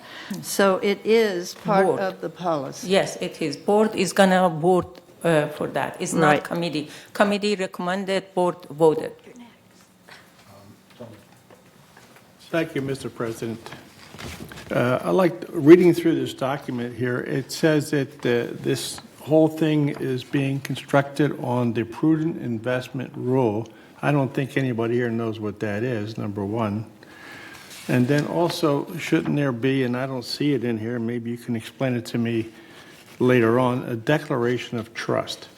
And those are the two questions I have from reading through all this stuff. Thank you, Mr. President. Can I explain about the, are you talking about number 6, prudence? That's why we put it there?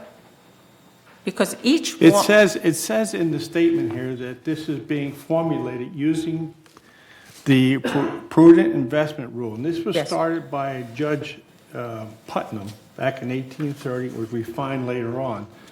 And so I don't think anybody knows what that is. It's like a New Year's resolution, which I break all the time. And then I think there should be a declaration of trust in here. Maybe it's in here and I just don't read it. Yes, if you go to page 7 out of 16 is right there. And prudent investor rule stipulates fiduciary Why to doesn't it invest say in the declaration trust. of trust? Yes. Why doesn't it say that? That was a fiduciary to invest in trust asset as if they were his and her own money. We wanted if somebody Can trade you on explain money. to me what the declaration of trust is here? This is because of this rule. I am reading for you. I don't Prudent understand it. That's interested not the works- declaration. There's nothing in here that says this is a declaration of trust. Okay. But we're not talking about that, so, okay. Okay. Okay. So, any question? comments? Any other comments? Okay. So it's been motioned and it's been seconded. And it's been also, this policy, we went over it in the ad hoc committee word by word. And it's been reviewed by our legal department, and our legal has already approved it. And so with that, I'm going to go to the vote. All those in favor of approving the investment policy as it's currently written, raise your hand. President Ross, we have the screen. If you want to vote on the screens. Oh, vote on the screen. Okay. Okay.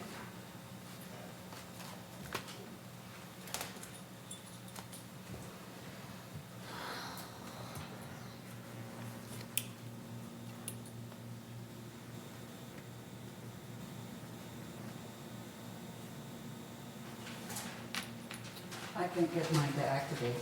There's a pen. Mine doesn't seem to be Oh, that would be the reason. Nate, you have to push. I got it. It's not working. Just push it hard. You already Okay, voted? three. Yeah, okay. So the motion passes 9-1. And thank you, Azar, for all the work you've done with the committee. Can I give a few words regarding to this one? Because there was a controversial about who was in there. As the Fed announced to increase the interest rate in 2021, United Finance Committee requested the change in long-term mutual bond funds investment of reserve account. Unfortunately, the finance advisor in Sageview who invested United money in bond funds didn't take a wiser action, and United lost $700,000 by July 2022. At that point, the Finance Committee made a motion to change the bond funds to Treasury bill and put a stop to losing money. However, This motion failed 6-5 at the following board meeting. It was obvious that not all directors have adequate knowledge about the relationship between bond funds and interest rates. Therefore, an investment ad hoc committee was created by 4 Laguna Woods Village members with professional investment background and 3 outside professionals advisors. The committee collectively brought more than 130 years of their finance experience to the table of discussion. They gave a presentation and helped board members to understand the financial situation, and finally, the board voted on November 14, 2022, at the loss of $1.3 million to change the investment from bond funds to treasury bill and put an end to the further loss. In addition, the ad hoc committee created a solid investment policy for United based on David Sterling rules as first safety, second liquidity, and last yield. Following this policy will protect the principal of our reserve account for years to come without any loss. To appreciate the professional work of Investment Ad Hoc Committee, I would like to share the background of the committee members. Volunteer Ad Hoc Committee members. Alison Bach. She has spent 35 years in financial services as Register Series 763 and 3 on Wall Street as a stockbroker, investment advisor, and manager with Merrill Lynch, Oppenheimer, and Bank of America. Her top job was serving as a vice president of Trans-America Life Companies, where she had nationwide responsibility for broker sales of stock, bonds, and annuities. Ken Benson, Mr. Ken Benson. He has spent 26 years of his 50 years work life as a registered investment advisor and portfolio manager analyst employed by Morgan Stanley with title of second vice president. Mr. Michael Dylock, a CPA since 1985 for 38 years, has worked as investment advisor. His specialty is in bond and treasury bills. He also has established a stock investment advisory website, buyselldonothing.com, whose advisory results are independently audited by halbertrading.com. His passion for investing made him create Laguna Woods Village Investment Club in December 2016, which was the first club in Laguna Woods Village devoted to investment education. Mr. Robert Cunningham. His expertise at advising the best mutual fund for 401k at his job made him get involved with different finance clubs at his retirement time. Currently, he is vice president of the Laguna Woods Village Finance Forum and very familiar with mutual fund expert software, which Investment Ad Hoc Committee received his research on history of performance mutual bond, and our investment was involved, which all investment was involved. And there was no indicate a turning point in close time. Hired outside advisor. John Thomas Wong, CFA, Certified Financial Planner, Senior Vice President, Senior Institutional Portfolio Manager in Bank of America with institutional investor and responsible for developing and executing the investment approach that may best assist clients with short and long-term goals. In addition, as finance professor, taught finance in business courses.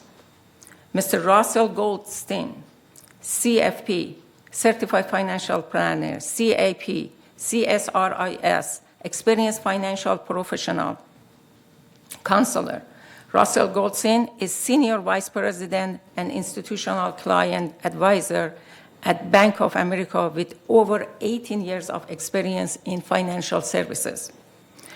Mr. Jerry Soles, I don't know, the last name is hard for me always, Soles-Vicks, a registered finance advisor, principal of Pacific financial planner. He has more than 30 years of experience as a financial advisor. His specialties include financial planning, investment, retirement planning, portfolio management, enhanced income strategy, estate planning, safe investing, stock, insurance, long-term care, and annuities. Jerry has contributed to industry publications such as Seeking Alpha and Street.com, and has been quoted in national media, including the Wall Street Journal, Financial Times, and Barron's. Jerry served on the board of the California Joint Power Insurance Authority and spent 10 years on the Orange County Treasurer Advisory Committee. Now, that may be clear for all, the knowledge and expertise behind this ad hoc investment committee. Thanks to all volunteer members and paid advisors who helped United to start a positive recovery and protect its principle of reserve money for years to come.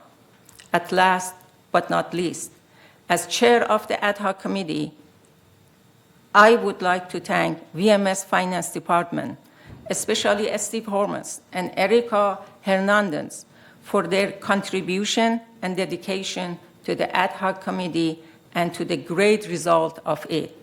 Thank you all. Thank you, Azar. Okay, and we're going to go to item number 13. Maggie, did you have? I just have a comment. I would have appreciated hearing that information 6 months ago. Okay, thank you. And also, Okay. as investments, you can go to an investment counselor, and there are successful investment counselors on both sides of the roads. So that means we have taken this path, and may we do well on this path. And the other corporation has taken the other path, and we hope they do well on that path too. Experts have advised both of us. Thank you. Okay. Mr. President, Okay, go ahead. One last. because 2 times Director Blackwell mentioned that one, I want to remind, maybe you forget, you voted for these people. All of these that I read it, I write down from the emails that we sent to all of you. So before we elect these people, all of the package by the staff sent to the members, because I didn't pick up them, board voted for them. So when we send this one, everybody has this one. This information, nothing was new to people who read their emails. I wanted just to mention that one. Thank you. Let's move on. Item number 13, new business. Town halls. First item is the recent town hall that was moderated by Maggie, and it was on trusts, and I believe there's something in the agenda on that. It's included in here under 13A. So Maggie, if you wanted to talk about a little bit about that town hall. Sure, I'll Blessings. read this short report. I think it's- United held a very productive town hall on trusts March 10th of 2023 in the PAC. Over 60 interested and attentive residents attended. Directors Tom Tuning, Diane Casey, Pearl Lee, and Maggie Blackwell attended. Director Blackwell introduced the speaker, Sophia Sakamoto of the statewide firm Sakamoto and Ruelas, who have placed ads in the Globe about trusts. United is not allowed to recommend or endorse speakers at our town halls. Other financial advisors also appear on TV6. Staff members are not allowed to speak at town halls. We are grateful for the speaker coming to lead the discussion on trusts. The Q&A discussion lasted an hour with many questions. Residents were very involved. Ms. Sakamoto gave a presentation based on articles from the village website, information for estate agents and heirs, and went through the numerous transfer and estate frequently asked questions in order to further explain and clarify processes. It was a very interactive discussion. Members paid close attention and took notes. Also included in the paperwork from the website was page 48 of the United Resale Package Addendum to Occupancy Agreement Trustee Membership. The vast majority of members participated in the discussions and were appreciative for the town hall. At the general Q&A questions session, there were comments and questions about mutual services. Also, a few attendees demanded that United obtain 100% insurance coverage so loans and refinancing become available. That will be determined. So thank you. We appreciate this report. There will be some updates to materials on the website, and I will keep you posted of those. Thank you very much. It's a very, very important topic, trust, and I think what came of it is that it's important for everybody to have a trust to protect your estate and within Laguna Woods, especially your property.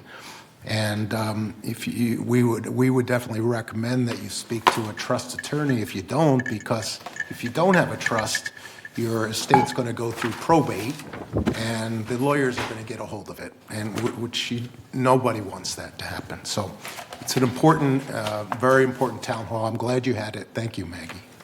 And then the next. Yes, I want. Yes. No, the next. We're going to talk to that. So the next town hall is this Friday. And did you want to talk to that? Then the next town hall is this Friday, April 14, 2 to 4 at the same place, Clubhouse 3. And the title for this one is who is responsible for the paying the fixes? Is it VMS, based on HOA that you pay, or responsibilities on the residents?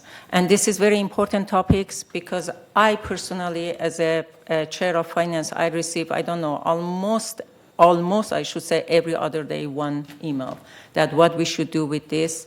And I am trying as best I can. I get information from staff to put it together and maybe a handout. And one request that I received, I'm asking Shiban, at least 4 or 5 people emailing that if they cannot attend this one because it's important for them to know how they can get information. Is it possible recorded? Later they can watch or something?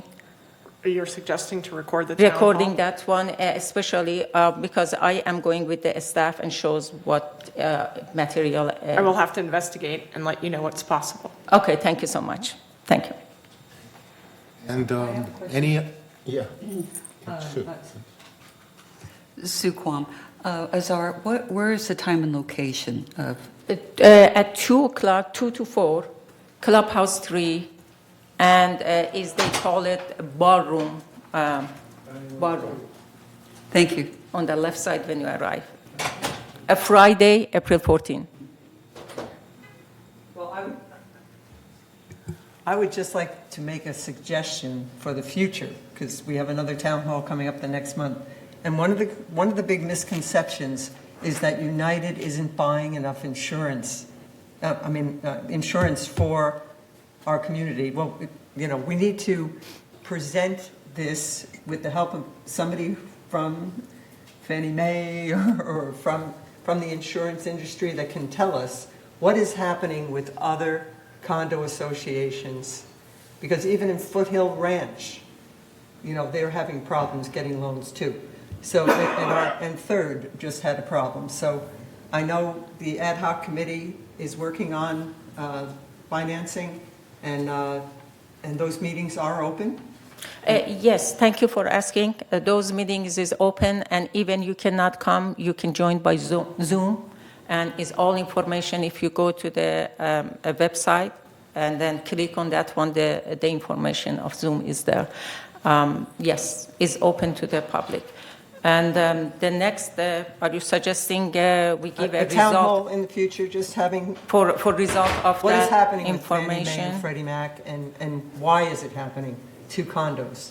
Why are we not able to get loans?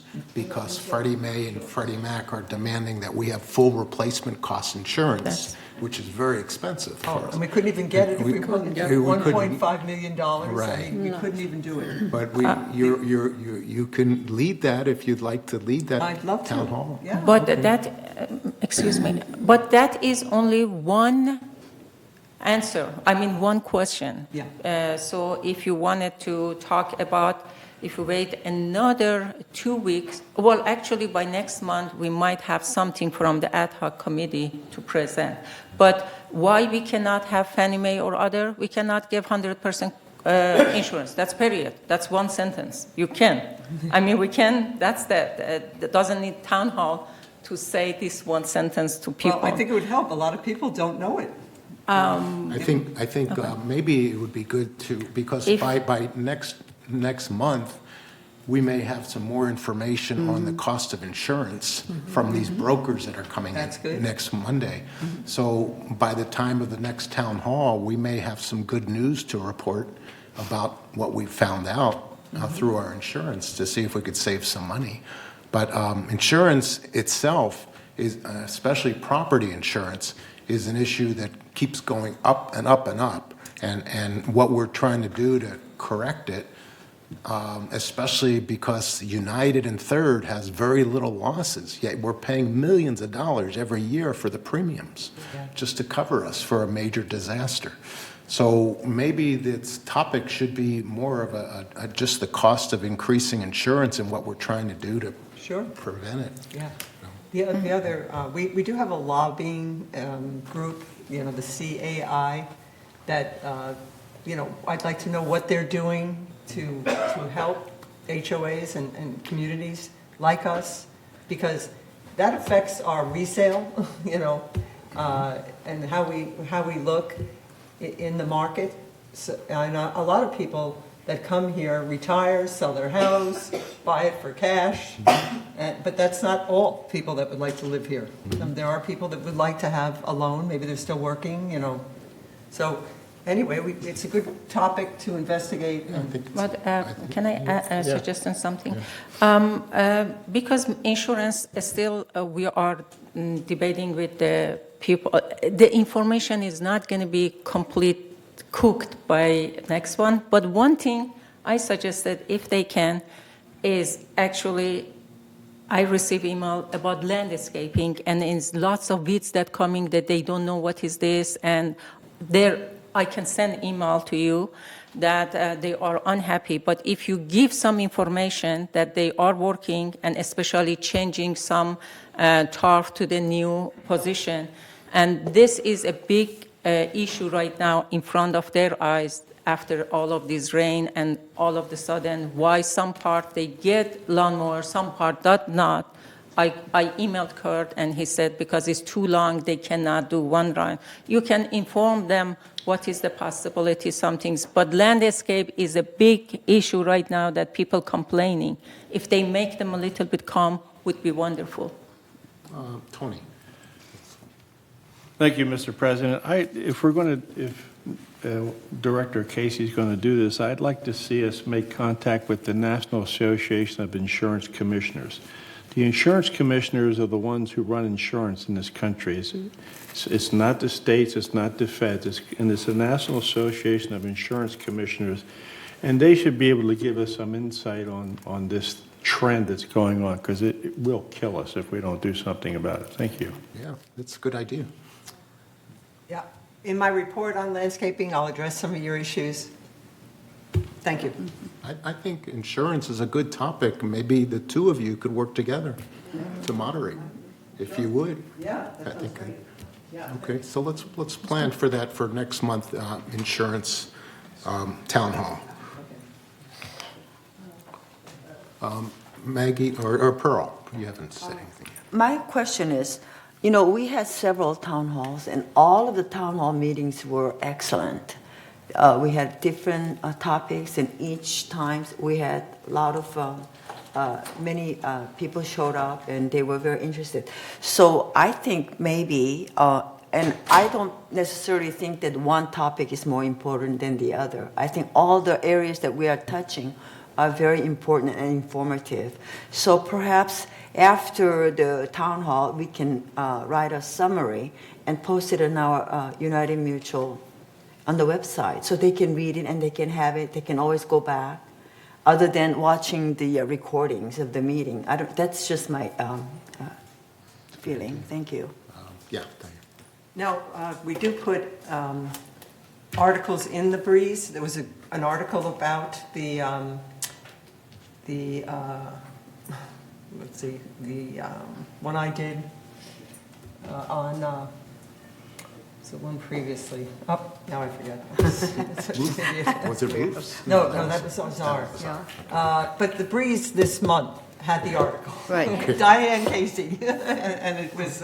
It told about all the requirements for. Oh, it was. So stupid. Oh, Chase did the presentation. HO6.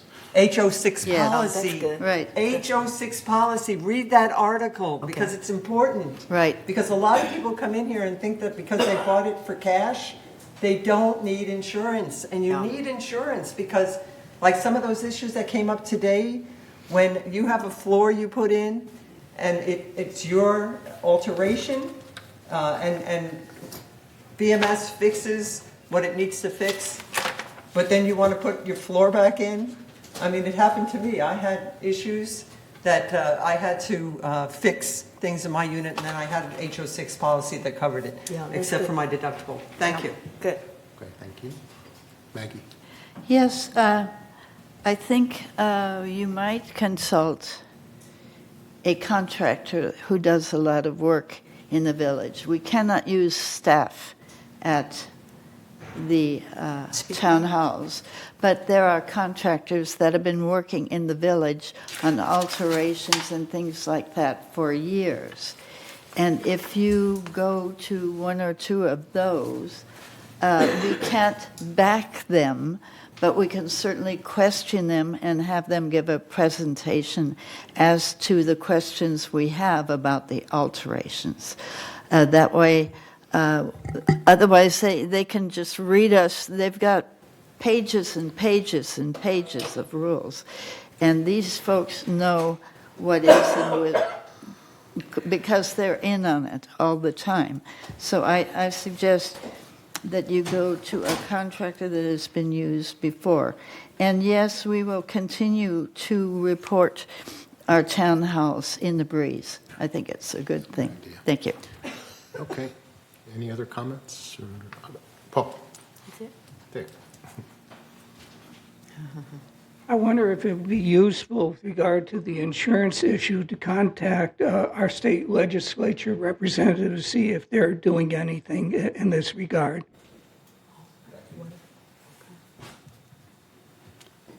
Okay, you guys will have your hands full for next month for that town hall. Yeah. Okay, thank you. Okay, next subject is 13B, entertain a motion to approve the 2023 annual election schedule. It's that time again.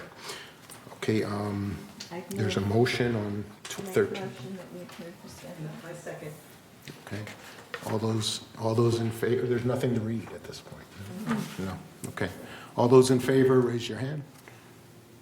Okay, it's unanimous.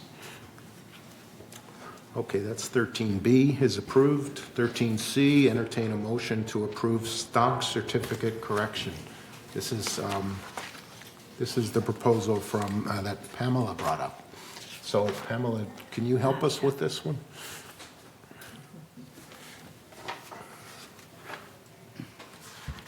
Good morning. Good morning, honorable directors. I am bringing this issue before you today so that we can make certain that our practices align with your resolutions. And I passed out prior to your meeting this morning a little cheat sheet that was not included in the packet, but we referenced one of the resolutions. So if you look at the resolution number U8041, it was created in 1980, and it provided the direction that the ex officio president and assistant secretary be permitted to affix their signatures to your membership certificate. So that has existed from very early on. On the reverse side of that cheat sheet is the resolution from your organizational meeting last year, where the board officers were named and the ex officio officers were named. So in this case, as we get into this staff report, it would be Siobhan Foster and Carlos Rojas's signatures that would appear at the bottom of the membership certificate. So this issue was brought to the attention of the Governing Docs Committee as a way to get it to the Board of Directors. We discovered an error that had occurred, and we believe it's because a blank certificate was presented to the board in 2018 when you approved your resolution. It did not have any stamped or printed titles on the certificate, and so we can see it was reasonably assumed by the board that residents were signing their own membership certificate. And so the language said, this membership is held by those signing below. Well, I don't believe that Siobhan Foster and Catherine Laster and Carlos Rojas, whoever, fit that description. That was for staff signatures. So when we discovered this issue, we brought it to the Governing Docs Committee, and the Governing Docs Committee reminded us that the membership in United Mutual has an appurtenant membership in the Golden Rain Foundation. And since GRF no longer issues certificates as they did early on, they wanted that language to be incorporated on the membership certificate. So we have done that. Attachment 1 on page 5 of 8 is the incorrect membership certificate, and attachment 2, page 6 of 8, is how we recommend that it be corrected. This is not a change to policy. It's not a change to operating rules. It's really more administrative in nature and a Scrivener's error correction. So we don't believe that this needs a 28-day review period. I would be happy to answer any questions that the board may have regarding this proposed change. And thank you for your... I make a motion to approve the stock certificate correction. Well, first you have to make a motion before we talk about it, so go ahead. So that's what first I make a motion to approve the stock certificate correction. Okay, is there a second for that? Okay, Diane. Okay, now we'll... Don't I read? No, Oh, now you first you read it first. Okay. All right, go ahead and read. Resolution 0123-XX, membership stock certificate corrections to membership and signature line. Whereas Article 2, Section 4M of the bylaws states that the corporation shall issue a certificate of membership upon admission to membership, and whereas the occupancy agreement states that the member is the owner and holder of one membership of the corporation and of one membership of the Golden Rain Foundation, and whereas Resolution U-80-41 states that the managing agent of this corporation is hereby authorized on behalf of the corporation to permit the placement of signatures of a vice president and assistant secretary of the corporation on membership certificates. And whereas after each annual organizational meeting, United appoints staff as vice president ex officio, assistant secretary ex officio, and vice treasurer ex officio. And whereas the current membership certificate as approved by Resolution 01-18-47 contains the following language. This certificate evidences membership in United Laguna Woods Mutual held only by those signing below, which incorrectly indicates that the members are to sign their membership certificates, when in fact the two signature lines are currently reserved for the vice president ex officio and the assistant secretary ex officio, and it does not indicate that a member is also a member of the Golden Rain Foundation. Now therefore be it resolved, April 11th, 2023, that the Board of Directors of United hereby adopts the revised membership stock certificate as attached to the official meeting minutes, which evidences membership in the Golden Rain Foundation, and that the certificate shall be signed by the Vice President ex officio and the Assistant Secretary ex officio, and such change does not affect any other covenant, condition, restriction, or other rule set forth in United's governing documents, and resolve further that Resolution 01-18-47 adopted May 8, 2018 is hereby superseded and canceled, and resolve further that the officers and agents of this corporation are hereby authorized on behalf of the corporation to carry out the purpose of this resolution. Okay, and it's been first and seconded. Any discussion, any questions? Oh, Sue. I wanted to thank you for coming today and reporting on this. I had contacted Pamela to ask about the Golden Rain Foundation because I was concerned if there was a foreclosure, if we would lose our ability to claw back the money.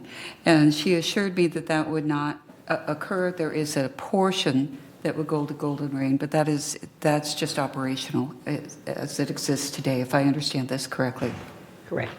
Okay. Mary. Excuse me. Mary, yeah. You're next. Thank you. I'm glad you all caught that. Question is, what about the certificates we have now in our possession? They will be accepted as though it was stamped with Siobhan and Carlos's signature blocks. So this only There's no, affects yeah, we won't. going forward. Absolutely. Okay, we're good. Yeah, and that's why I'm glad for your anticipated approval today so we can get those signature blocks as of today, certificates that are being created. Perfect, thank you. Huzzah.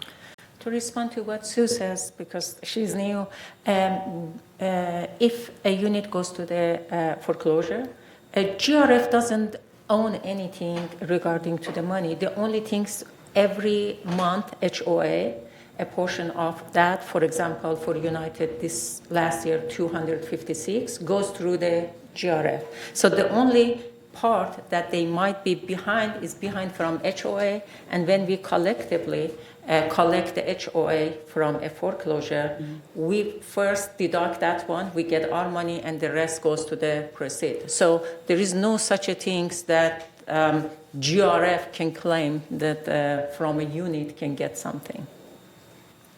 Perfect. Okay. Thank you. I just had a question for you, Pamela. So the difference between the old and the new stock certificate, the verbiage is all the same, the way I read it.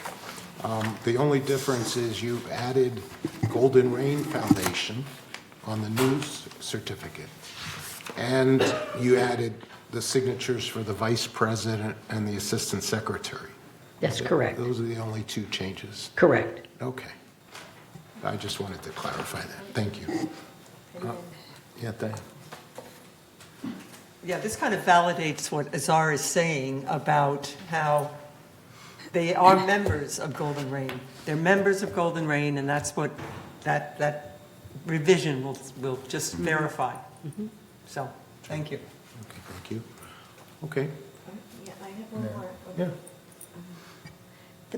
The top of the old lists the member, the top of the new does not. And the top of the old says, this certifies that is are the record owners of one membership in the form of membership stock certificate series blank of United Laguna Woods Mutual. That's not on the new one. If you look on the second one, it's kind of grayed out text. It says this certifies that And in lighter text, it says membership vesting. it is Is there. or It is there. are. So it's either Okay, going to be the okay. trust or the member per Okay, se. it's, all right, perfect. Okay, thanks. So are they supposed to fill in the name in that spot? We fill it You in. We fill it in. pre-populate it before we distribute it. Okay. Okay, we'll go to the vote. All those in favor of the new certificate, raise your hand. Okay, it's unanimous. Thank you, Pamela. Awesome. Thank you all. Thank you. Okay, item 13D, entertain a motion to approve supplemental appropriation for emergency roof repairs. Very timely subject with all the rains. So 13D, is there a motion to read? I'll make a motion to entertain a motion to approve supplemental appropriation for emergency roof repair. It came to the Finance Committee. Yes, I moved that one. Okay, it's been merci. seconded. Is there something to read on this, 13? Resolution 01-23-XX, supplemental appropriation for emergency roof repairs. Whereas the 2023 business plan approved by the United Board allocates $90,000 from the reserve fund for emergency roof repairs. And whereas on March 28, 2023, the United Finance Committee endorsed a recommendation for a supplemental appropriation in the amount of $50,000 for emergency roofing repairs. Now therefore be it resolved on April 11, 2023, the Board of Directors of this corporation hereby authorizes a supplemental appropriation in the amount of $50,000 and resolve further a supplemental appropriation is authorized from the reserve fund in the amount of $50,000 to be used for emergency roof repairs. And resolve further that the officers and agents of this corporation are hereby authorized on behalf of the corporation to carry out the purpose of this resolution. Okay, it's been first and seconded. Any questions or? No, I want just to explain for members to know, because this discussed in finance, why we brought it. This is supposed to be for the whole year, and by March, 80% of the budget was used. And we are wondering that from March to end of December is not enough the budget, and the reason was the rain. It's very unusual rain, and actually we heard today with the rain is eye-opening. We should start to thinking about rain. So just this is the reason that we are adding this one, because 80% of the budget for the whole year was done by end of February. So my question is, will the $50,000 be enough to get us through the rest of the year? This is the expertise comes from VMS. I am not, and they said is enough. If anybody maybe we here, should can you have- tell is 50? We asked, they said yes. So maybe we should have you. Thank you. Good morning, Board of Directors. My name is Guy West. I work in the M&C department. I'm the Projects Division Manager. I oversee this program. Yes, we do use historical data in order to predict, what the budget's going to be. This was an unusual wet winter, as you all know, and so we feel that we're coming out of that, and if that's the case, we're going back and basing the remainder of the year on previous year budgets and expenditures. And so right now, we're looking at $50,000 as being an adequate amount for this.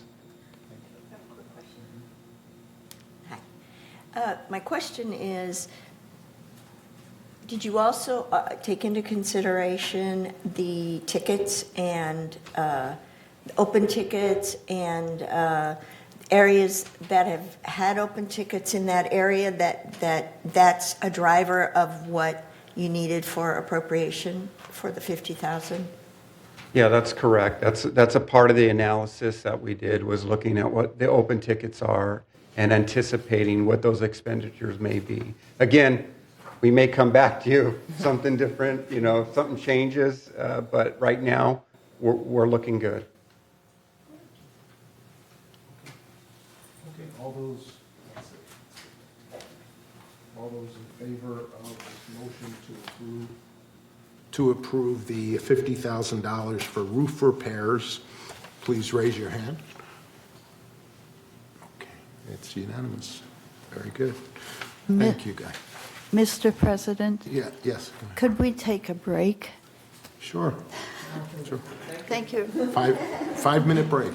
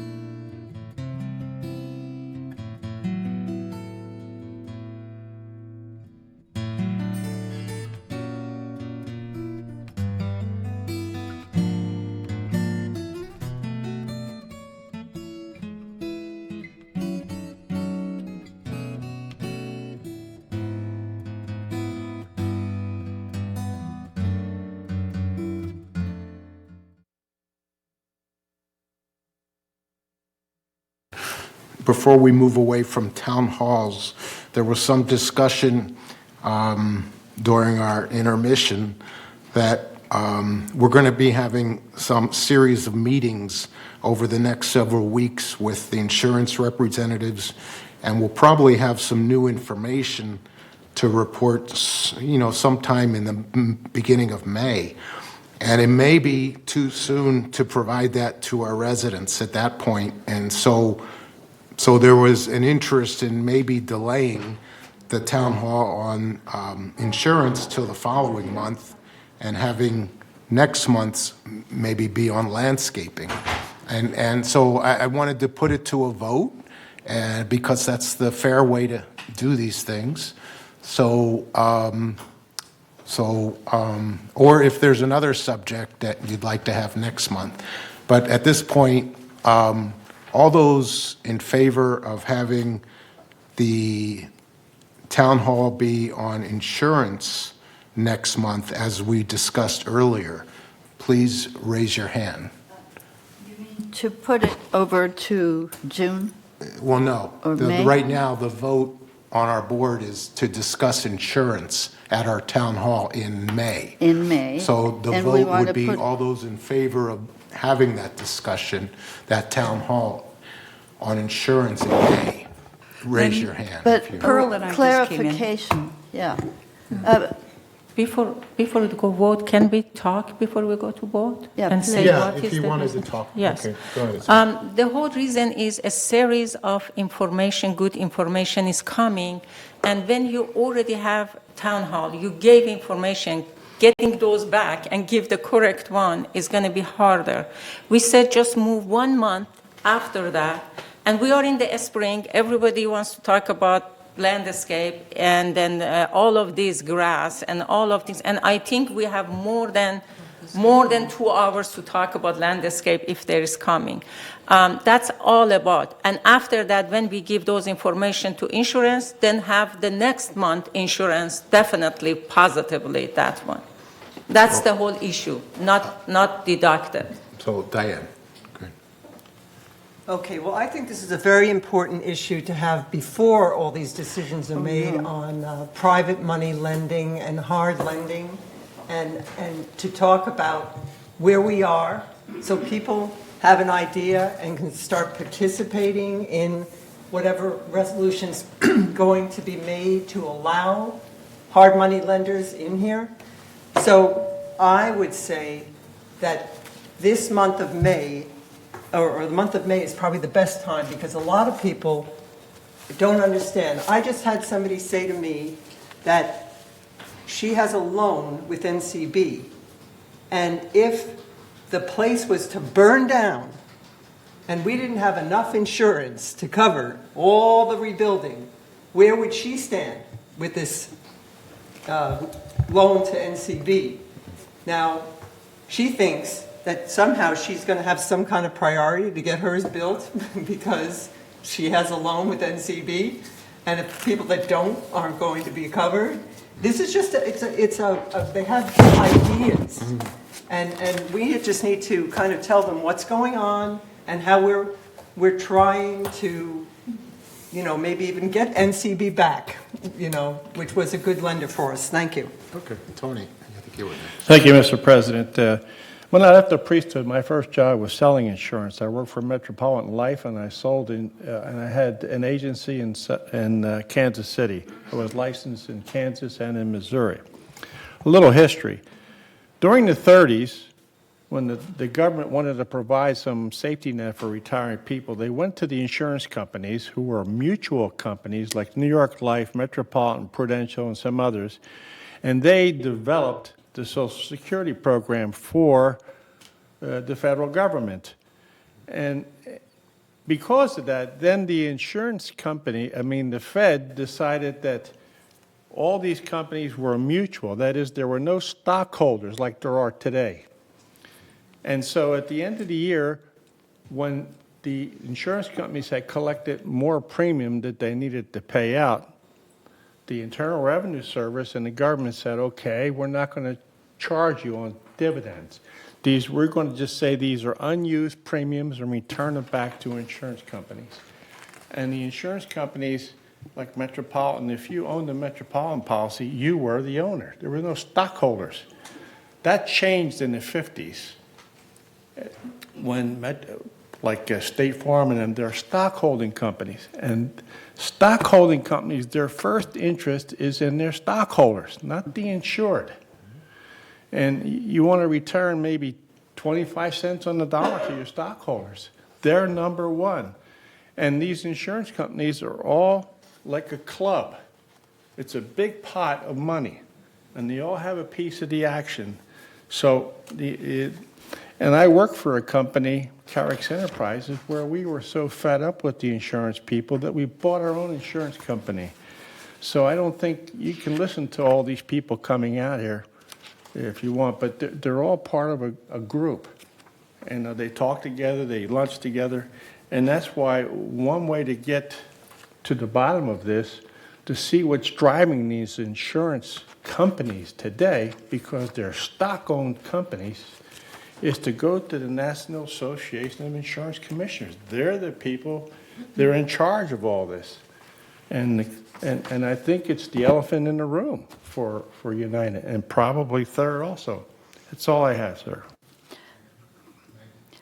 I just want to be sure that we don't have a town hall and then we have another town hall to correct it. Okay? That's my concern. So I think we need to be, when we've got this information and this information, then we have the town hall. If we're not sure about either one, we just put it off. So if May, we're sure May will be good, then that's fine. But I don't want us to have to redo or re-inform anybody. Okay? That's it. Thank you. Yes, Maggie said it very well. That's the whole issue.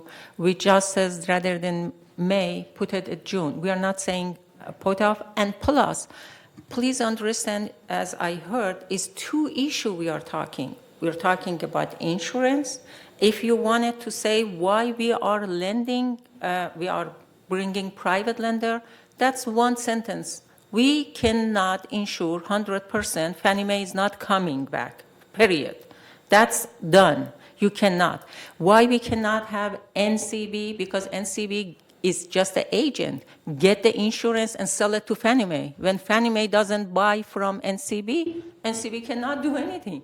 I mean, that's an answer can be answered in one sentence. But why we can lender, that's a whole town hall, I agree. But it's cook. We have all information and bringing, and like Maggie says, we definitely, if you do it now, you have to do it again because it's not enough information. So it is a spring, have a landscape, wonderful. I am sure you can talk 2 hours, more than 2 hours about all issue in landscape, and residents be happy about that. That's all. Diane. Okay, well, I don't agree with having a town hall on landscaping because Kurt is doing a great job in trying to get through these storms and the drought and all this. Things are changing. You look at the grass now, the way it's mowed, it's come in, it looks good. You know, you've got to give him a chance. He just went through a lot of changes. And so I think it's just premature to have a landscape town hall to hear a lot of complaints until it comes together and you know they see the improvements. So I don't agree with a landscape town hall. Another topic. We need a topic that has a theme, that has a professional, somebody to come in and talk. Or we can just have open discussion next month. You can have open discussion, no subject at all. No no subject at all. Yeah, you can. Tony. Thank you, Mr. President. Dan Yost has given us a good presentation on what the insurance industry is up to and what they're going to do. There's not going to be anything new coming from them.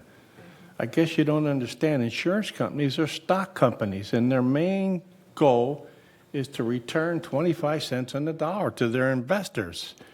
And that's all there is to it. They're a big group, and they all have a part of this pool of cash, and the cash is depleting, and they want to fill the thing back up with cash. And so the insurance people you're going to talk to are going to give you the same thing that Dan Yost has already exposed us to. So I think we're just marking time with that. Thank you. So actually, over the next week, we're going to have a very important meeting to listen to 3 brokers do their presentations, one being a completely new broker that hasn't presented at all to our board or to United. And then over the following weeks, we will possibly be receiving some quotes from these brokers. And we don't anticipate receiving them until the beginning of May, which cuts it very close to a May town hall. So that's why, as Azar said, it's not fully cooked what our costs are going to be for the 2024 timeframe for insurance. So we wanted to wait till hear that information before we have a town hall. It's an important subject, we should have it, but maybe we should have it in June instead of May. That was the only thing. Maggie. CAI and every other homeowners association grouping throughout is going to the legislature. The legislature is now being pounded by a lot of people because this has affected so many of us. And so this is going to, actually, some legislation is probably going to be changed before the end of the year in response to the disaster that has been created. So it is a little premature to have it early. I agree to wait. Thank you. So why don't we have the next town hall or I make a motion for the next town hall to be an open discussion and June to be insurance. And would there be a second for that? Yes, second. Okay, and then any discussion about that idea? No discussion. Tony? I'd like to just let you know that insurance companies, when they make up rates, the number one concern is cost experience, right? The number two is loading factor. And number three is commission. Now, cost experience is universal. And loading factor is one place where an insurance company can differ from another. Commissions are usually, the wildlife or career insurance companies pay more than regular ones, but I'm just saying, it's the whole rate that they give you is based on cost experience. And the other is a loading factor. Now, companies can change their loading factor depending on how much is computerized and how many people they don't have. And the next thing is commission. And that's what I lived on, commission. I used to get 55% of the first year's premium as my commission. So I don't know what you expect to hear from an insurance company. Thank you. Okay. So it's been, the motion's been approved. And any other questions about the motion? Yeah, I would just like to see which member of the board wants to lead that meeting? For the open meeting. For the open meeting? Yeah. Okay. Well, you're going to be Maybe Diane? June. No, I mean, Diane? no, I do too many of them. You're going to be in June, right? You and Tony will be Yeah, in June. but I think somebody else could lead it. Yeah. How about you, Cash? Maybe An Tony open forum. and Diane? Or Tony and Diane? Next month? No, I think it could be somebody different, somebody who has experience, like Maggie, or somebody, I don't know. Maggie? Would you like to do it? Okay. Okay, Maggie, you're going to be the volunteer for next month. Okay. Okay, so all those in favor of next town hall being open discussion and June to be insurance town hall, raise your hand. Okay, all those opposed? Tony, did you vote one way or the other? No, abstain, okay. Okay, so that's decided. Thank you. Okay, let's go to direct comments. Anyone wanting to make a comment? Maggie? Yes, at the broadband meeting this last month, they did want to stay with the original people that were on the committee. But we did have Allison at the committee, and she was very good, and we would like her to continue to come. But she is not a voting member, but we'd like her to continue to come, and then when I can step off, she can go on and so on. But for now, they would like everybody, because I've been through the whole year of process, so. But didn't the board vote a couple months ago to make Allison the new member and with Diane? Yes, but the GRF said we want the same ones to continue, and so I'll continue. I continued, and she was there, and she speaks, and so on and so on. So they asked that I continue, so I'll continue, and then in a month or two I'll step off. But when she gets her feet under it, she's probably read most of it now. Yeah. But it's listening to a whole lot of stuff every week, and she'll catch on, and then I'll step off. Okay? It's an issue of, should there be 3 people from each mutual attend the GRF meeting too? There are And there's 2 only on 2, that but committee. They're with you, Oh, there's 3. Because there's Diane, we could have 3, I guess, Allison, if and they you. let us, but the others have 2. President Rice, can I answer? Go ahead. Okay, if everyone goes to page 7 out of 18, is in your package for the last month, is item 5B. At the beginning goes to item 5B, 7 out of 18. 5B, did you find that one? 5B, from the beginning of package, 1, 2, 3, 4, 5, 6, 7, 8. Okay, from the beginning, go 8 pages, and then you find it. Just count 8. I don't know what page you're on. What page are you on? From the beginning of your She's- package, she's- going to 8. 1, 2, 3, like this. Go to 8. Okay. She's taking you to the minutes of the last Okay. meeting. Okay. Are you there?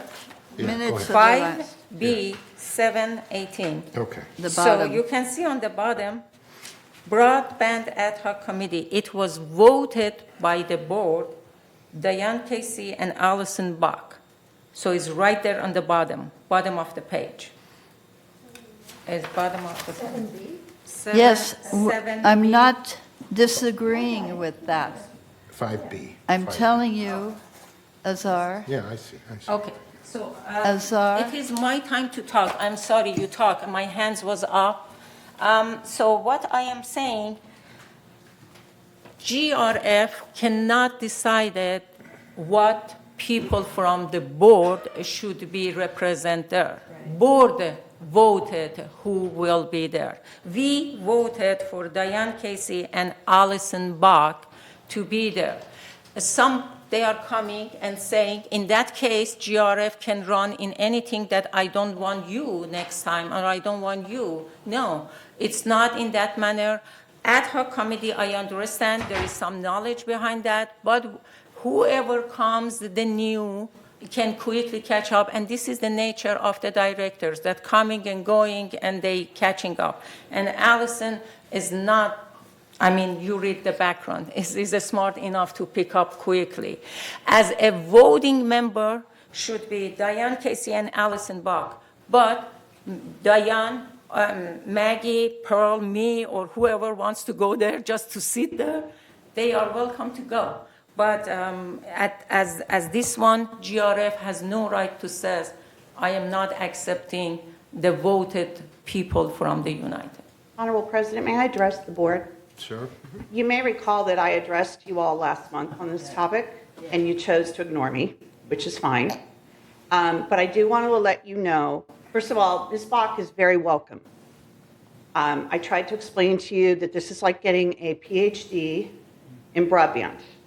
And we've invested a great deal of time in the people that are on the committee, and we ask that that committee remain intact. What I do want to let you know is there's no reason for you to be worried about 3 people being in those meetings, because this is an ad hoc committee, the GRF ad hoc committee meeting. Allison's been to one meeting. She's been great. I do want to share with you that we've had experiences where we have had to lose a great deal of staff time because of a decision made in this room by maybe some people that are not on the committee and don't understand how intricate it is. Yeah. And Paul and I personally have had to take 2 or 3 full staff days to bring those people up to speed. We're just telling you it's really critical that this decision get made in a timely manner here in the village. So I think rather than see you debate this, I think you should just leave things as they are. Allison's she's just been great. She'll be a great asset to come in and be an advisor on the team. If you want to have a debate as to who's voting, that's fine. Ultimately, this whole project is going to come to GRF. So it's not something that just the people in that room are going to be deciding. So just be aware of that. But also, please just be aware of the hundreds and hundreds and hundreds of hours of staff time and board time that have gone into this so far. So I just want to let you know, you can let that person be. You can have 3 because it's an ad hoc. When it comes to voting, I'll leave that up to Bunny, but there's not an issue because that's something that I looked into because I wanted to make sure that Allison did feel welcome being there. So. Okay. Thank you. Diane. Yeah, on April 4th, the GRF board met, and in their packet, they had the committee proposals, and Maggie was still remaining on that committee, along with me. So that's been approved and accepted by GRF. Thank you. It's not up to GRF, it's up to United. Yes, it's up to United. It's United's decision who they report on the boards, on the committees. Yes. For United.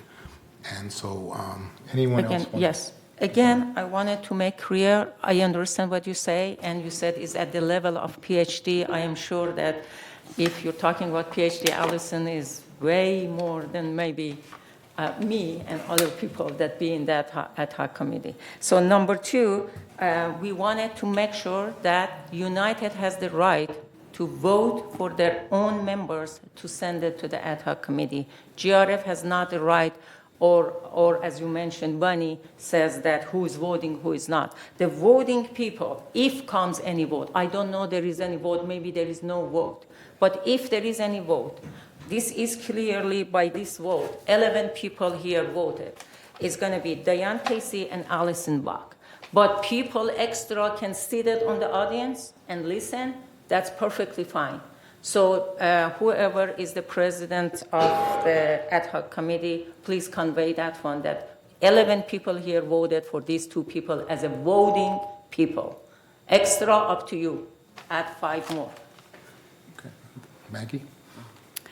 Thank you so much. So I have I or have I not just wasted 2 years of my time?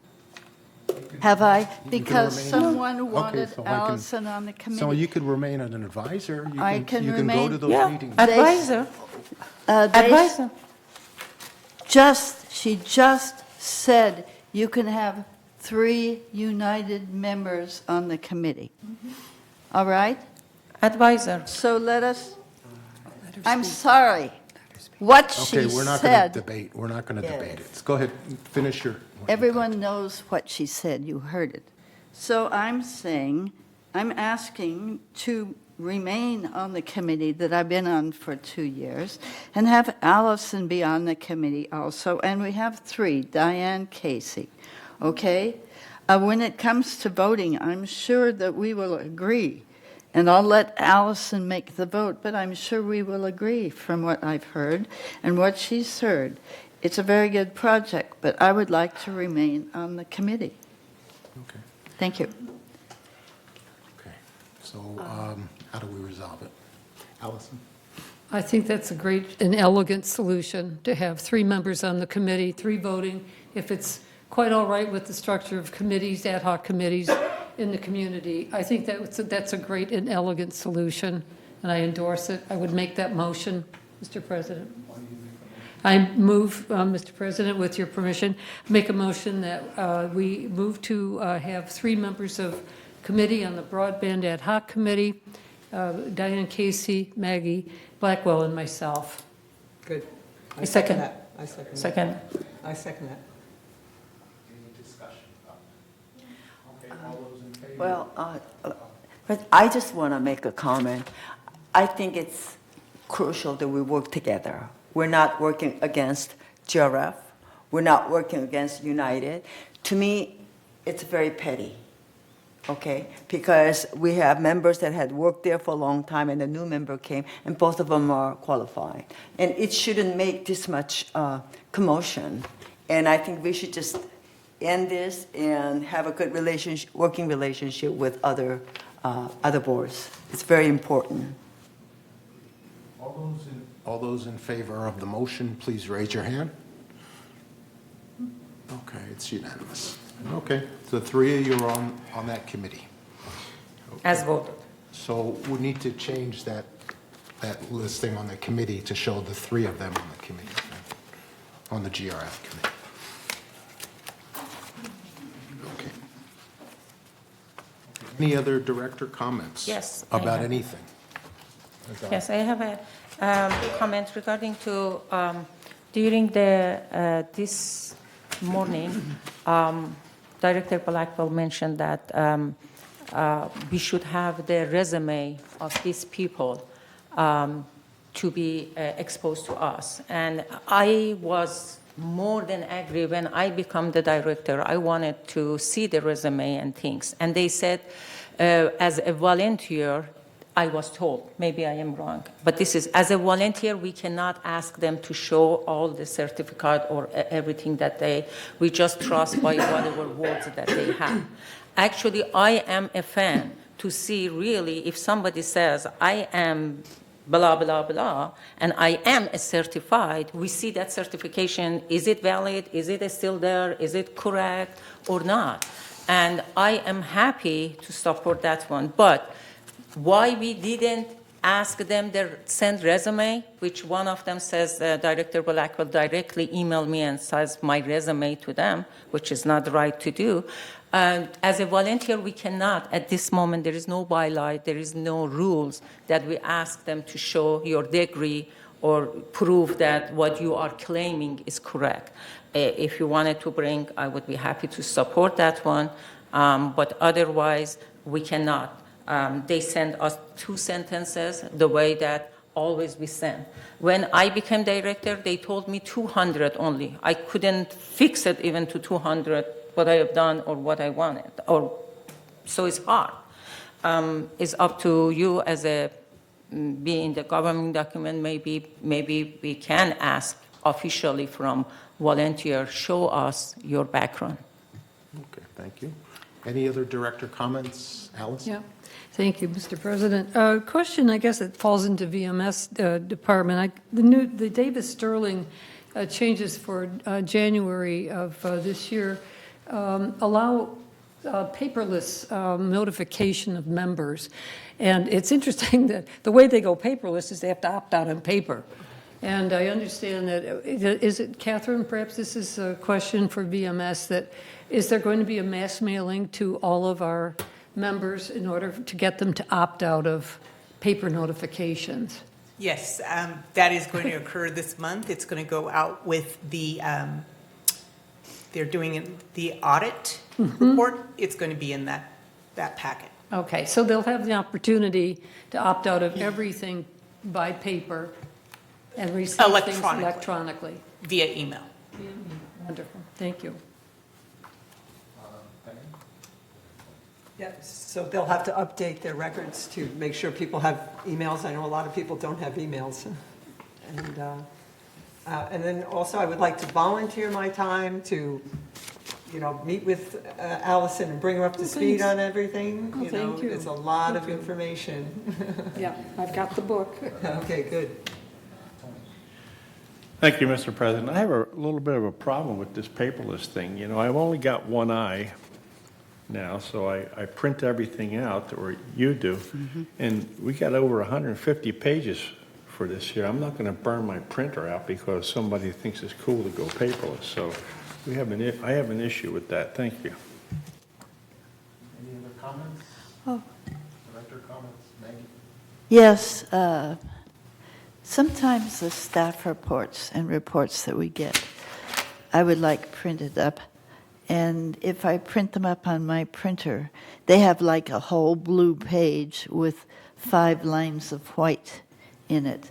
And so the amount of ink used up in printing up some of these reports, VMS reports and so on, they look fabulous when you get them in your hand. But then again, they use up all your ink. So if there could be even a black and white one, you're using up all the black. So if we could stop or cut out some of the whole red page with just a few lines and make it just a whole white page, I don't know if that's a nuisance for everybody and I should just live with it, but I like to have the report in my hand and I don't want to print it out. Thank you.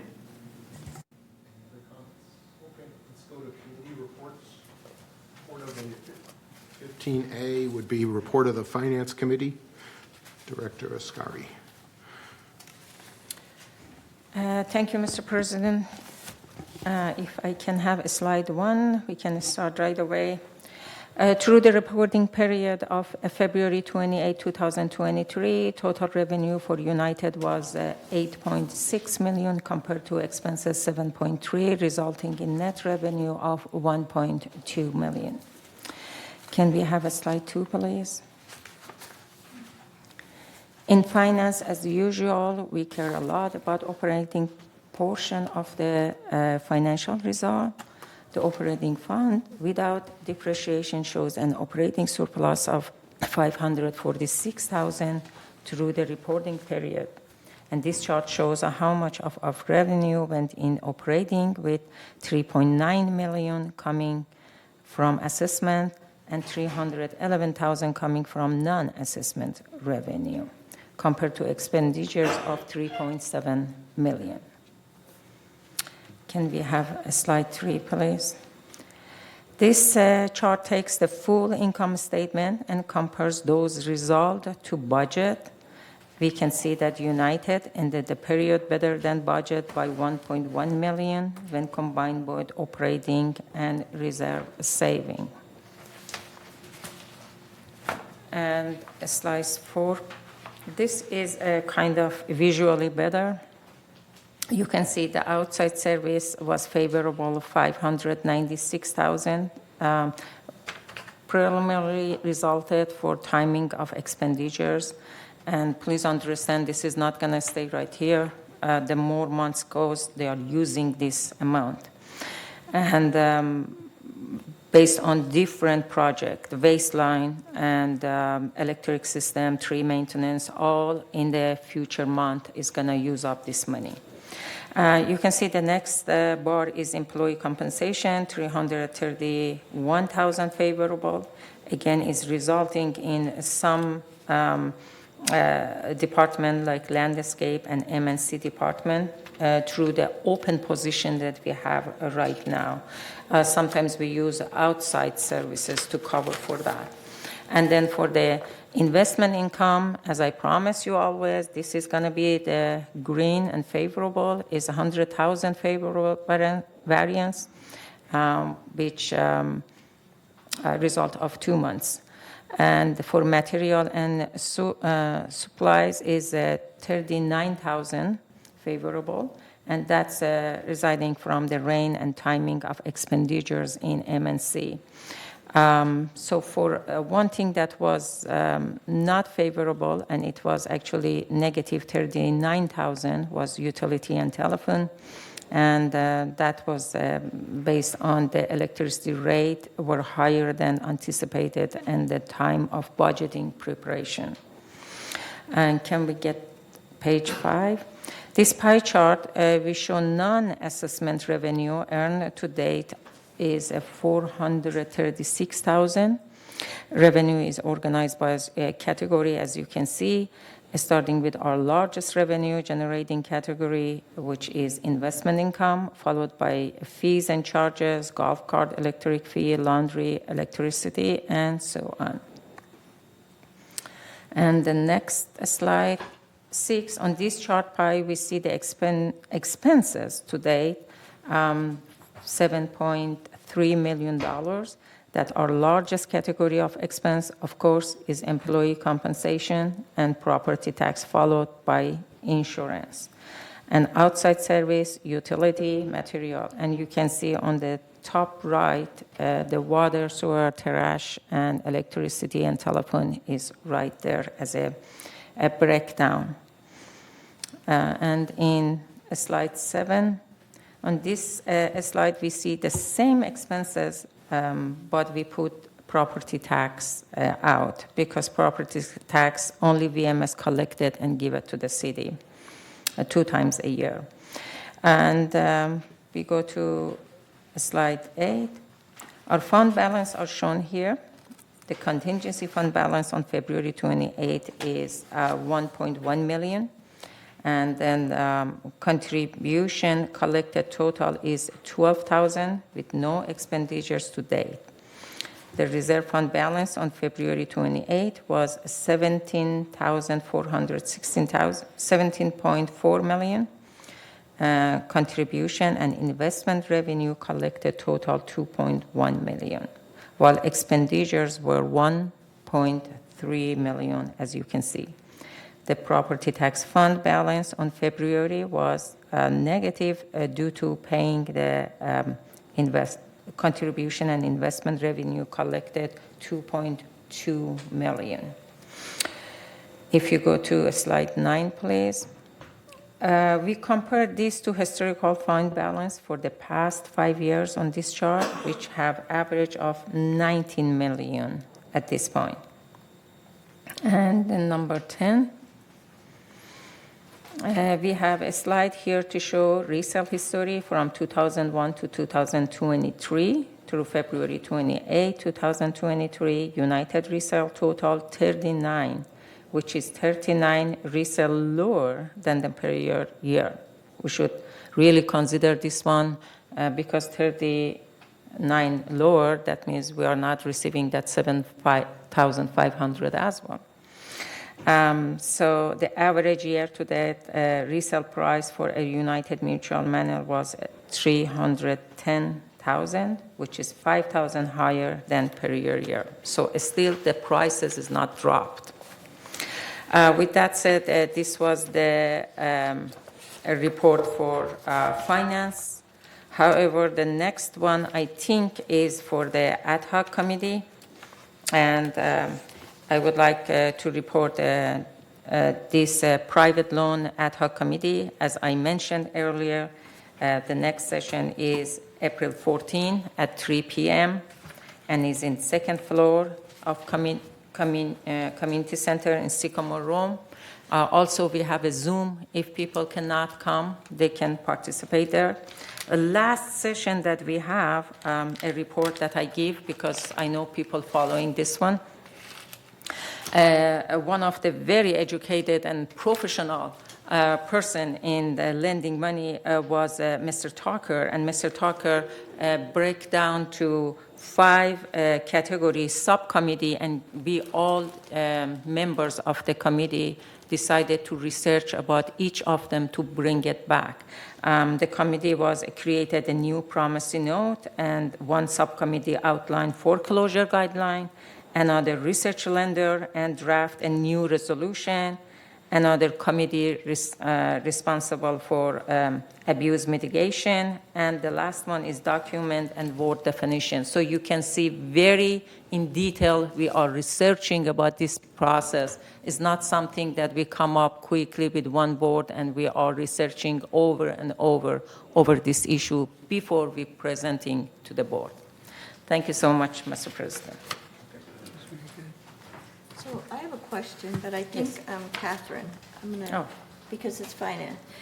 Catherine, do we reevaluate the costs that we're incurring by electric vehicle plug-ins? I know we're charging, but I don't think we're charging enough because my electric rates have really gone up, and so has everybody else's. Between golf cart and electric vehicle plug-in, I think that we are compensating them. But I don't think that we're getting what they're truly charging. And I would like to, before you go on, I'd like to know, when we know that there's an electrical vehicle being charged in a carport, say, not the ones that have their own charging, but I think in United, they're using the plug-in that's in the carport. Are carports metered separately, or is there one big meter or whatever? And do we have historical measures of electricity within a carport so that we could know that as soon as electric vehicles are being charged there, that the meter has gone way up or has gone up? And are we watching that? I just think that's one area we're not watching, that we're paying that bill of if it's over and above. That's my question. Thank you. Okay. To respond to that, I had this discussion about 2 months ago with Steve Holmes.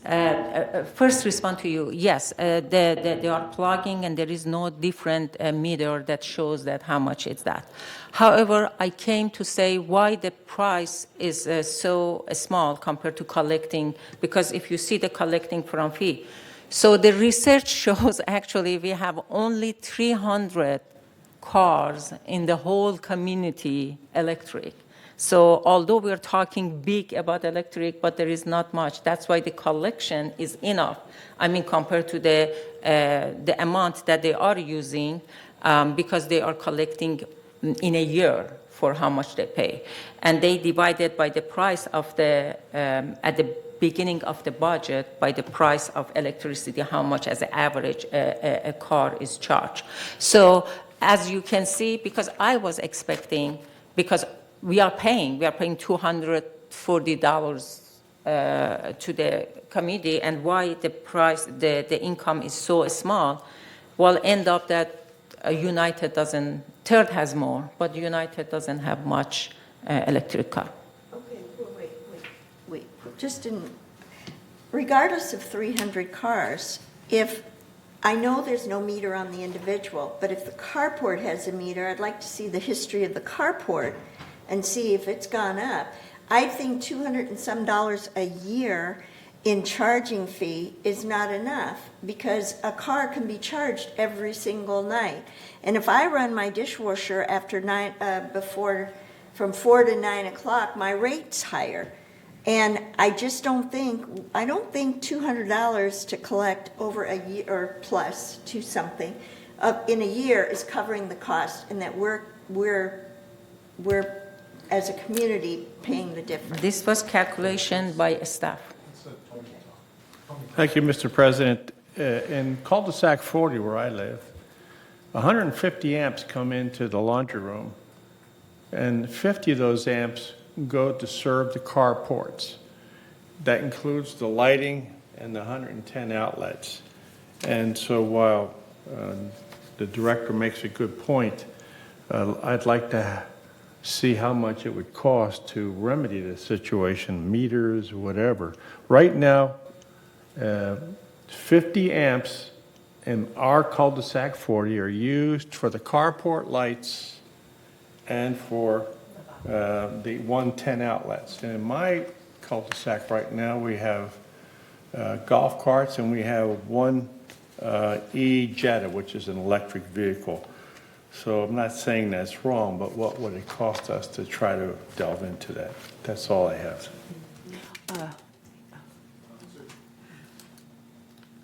Well, just speaking from personal experience, I'd like to know the quality of service that we're getting for plugging in. I have a hybrid, and 6 out of 7 days, the circuits blow, and so we can't use them. So we call repeatedly to try to get them to come out and flip it. And I perhaps they do, I don't know, and then it flips again. So we have golf carts and electric vehicles on the side. There just isn't enough capacity. So the quality of service of these things is not great. One other point, Mr. President. The gentleman that owns the e-Jetta in cul-de-sac 40, he's able to regulate how much he's charging. And so what he does, he's allowed, I don't know, I don't understand it, but he only charges at 8 amps. So that means it doesn't interfere with me or the other golf cart guy. So I don't know if other electric vehicles can adjust what their amperage is, but this one gentleman with an e-Jetta can adjust how much amperage he's chosen. And when you have a 20 amp fuse or breaker, you can only use 80% of it or it'll kick. That's all I have.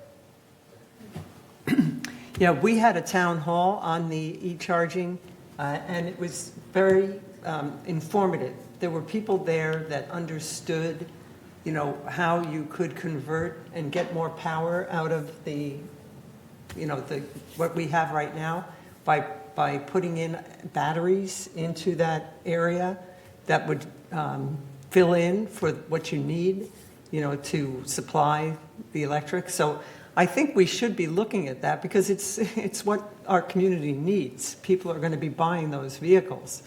And also we have to look at the fees, you know, how much does it cost? Because if you had to go out and buy gas, it would be very expensive, you know, and electric is expensive too. But thank you. Yes, we looked at that a couple of months ago, 6 or 8 months ago. The usage, we cannot collect that much from the solar to establish a battery pack on the side of the laundry room or whatever it is. We can't get enough. So we cannot count on that method for the future. Okay. So what we're talking about right now is every member is subsidizing an electric car user. We are subsidizing. They're not paying for all that they take. And so that electricity gets charged to United, and United doles it out equally to every member. And so we are subsidizing the electric car users. So the better off we can get, the more charging stations up here behind this building, which are probably sitting there empty right now as we speak, the better off we are. But it is an inequitable system at this point, and we don't have any other way of doing it. Thank you. Yes, Discussion, so I think we should limit it. No. But, okay, Mayor. The other concern I have is especially, and this is not personal, is that the electrical panel is doing its job, because when it flips, it's because you're pulling too much. When you pull too much, you cause heat. I'm very, very concerned with carport fires. I'm with electric vehicles. I see them on YouTube all the time, because when you plug it in and you pull the energy that you're trying to pull and it overdoes the circuitry, that you generate that heat. And that's one of my biggest concerns. This community was not built 60-some years ago for the energy consumption and usage that we're trying to put on it. And that's a very big concern of mine. Thank you. One of the things that GRF recently vetoed was their idea to go ahead with recharging stations at various locations. And the recharging station, as I understand, we could set up that in our communities, at our carports, or in our cul-de-sacs, but they cost around $75,000 per location. And that could be done. But the other thing that I think we should ask staff to do is increasing the capacity of our carports, the electrical capacity to take on the need for electric cars, and seeing what that cost would be, because there's a cost involved in doing that. And that could be pretty big. So maybe we should ask staff to put together a report comparing the two alternatives, either electric charging stations, or what would it be to increase the charging capacity in our carports. And that would be a good topic to go forward. Diane? I just want to say quickly, it's not just the electric cars. It's everything was going fine. The golf carts now are getting fancier, and they are fast charging. And so I noticed that all of the people that are parked on the golf carts, they're not getting the ability to charge. And so they run back over and then they charge in their area. It's a minor thing. I think we should pay what is proportionate to the cost, absolutely, but it would be good to be able to actually use it for the golf carts and for electric vehicles, or we shouldn't offer it. All right, we're going to end this discussion here. Did you have something, Paul? Yeah, we just have a member comment when you're ready. Dick, is that you? I think you're the only member here. It must be you. Representing everybody. Okay. I just wanted to say that the amount that was set was for the electric car charging was several years ago. And so it was at that time determined that was sufficient. But Mary brought up that costs have increased, unfortunately. And I've attended many meetings, and they keep on saying that it would be horribly expensive to upgrade the carports. It's like a catch-22. And I'm hoping that some new technology will come along that will help us. But for now, I don't know what the answer is. Okay, can we move? I had one question for Azar before we go on. There was talk today about selecting a financial advisor at the Investment Ad Hoc Committee, a meeting coming up soon. Do you know when that specific meeting's going to be? No, we weren't. Now it's passed. We didn't know what happened today. So I had a meeting yesterday with Asif and said as soon as this passed, then we can tell him, and then the rest depends when they can be, those representatives can give us a time to come and represent. Probably very soon. Within the next At this few point, weeks, I you think? cannot, maybe, I am guessing 2 weeks, something like that. Okay. When you find out, Absolutely. let us all know. Oh, absolutely. Could I just interject a quick one? In selecting a financial advisor, should that not go to the Finance Committee as opposed to an ad hoc committee? Yes, that's one of the, can I answer? Yeah, go ahead. When we started ad hoc committee, there was 3, and then voted for that. There was a 3 assignment for them. Number 1 was investment. Number 2 was the policy, and number 3 to pick up a new advisor. For finance committee, we have a bunch of other stuff that you are coming to that. Always is a good package to work on that one. And this specifically needs separate to these people coming. Each one probably takes 40, 45 minutes to represent themselves. And we ask a question. It's going to be a long one. It's not going to come to the finance. But the result will come to the finance, and the result of the finance represent to the board. And you all see the background and questions. Exactly, we did this one for the attorney. We didn't come, all board comes to see what's going on. You send to us some information, and that's going, we went, that is exactly the same process that we had it for that. Just a Move on. quick comment. There are more board members, I think, on the Finance Committee than there are on the ad hoc. That's why I was bringing that up. I mean, it's up to you guys. Okay, we can move. Let's move on. Let's go to the Architectural Controls and Standards Committee. Director Livatore. Thank you, Mr. President. We had no request for alterations, and so to save time and money, staff time and money, we didn't have a meeting, and the next meeting is also being canceled because of a lack of requests for alterations. That's my report on architecture. Thank you. Okay, next is Member Hearings Committee, Director Lee. We will have an April membership hearing coming Thursday, and this month Director Tuning will be out, so Director Kwong will replace his place this week, next week, yeah, this Thursday. Okay, thank you. Report of the governing documents, Director Blackwell. Okay. We had a meeting on March 16th. We talked about the 3 years. We tabled some items, the 3-year lease expiration restrictions and subletting rules, and approved the agenda with changes. So we discussed the stock certificate correction. We did discuss accommodations for disabled residents. There's a question about that one. If we don't have a specific resolution, then it falls on what it usually falls on, which means board discretion.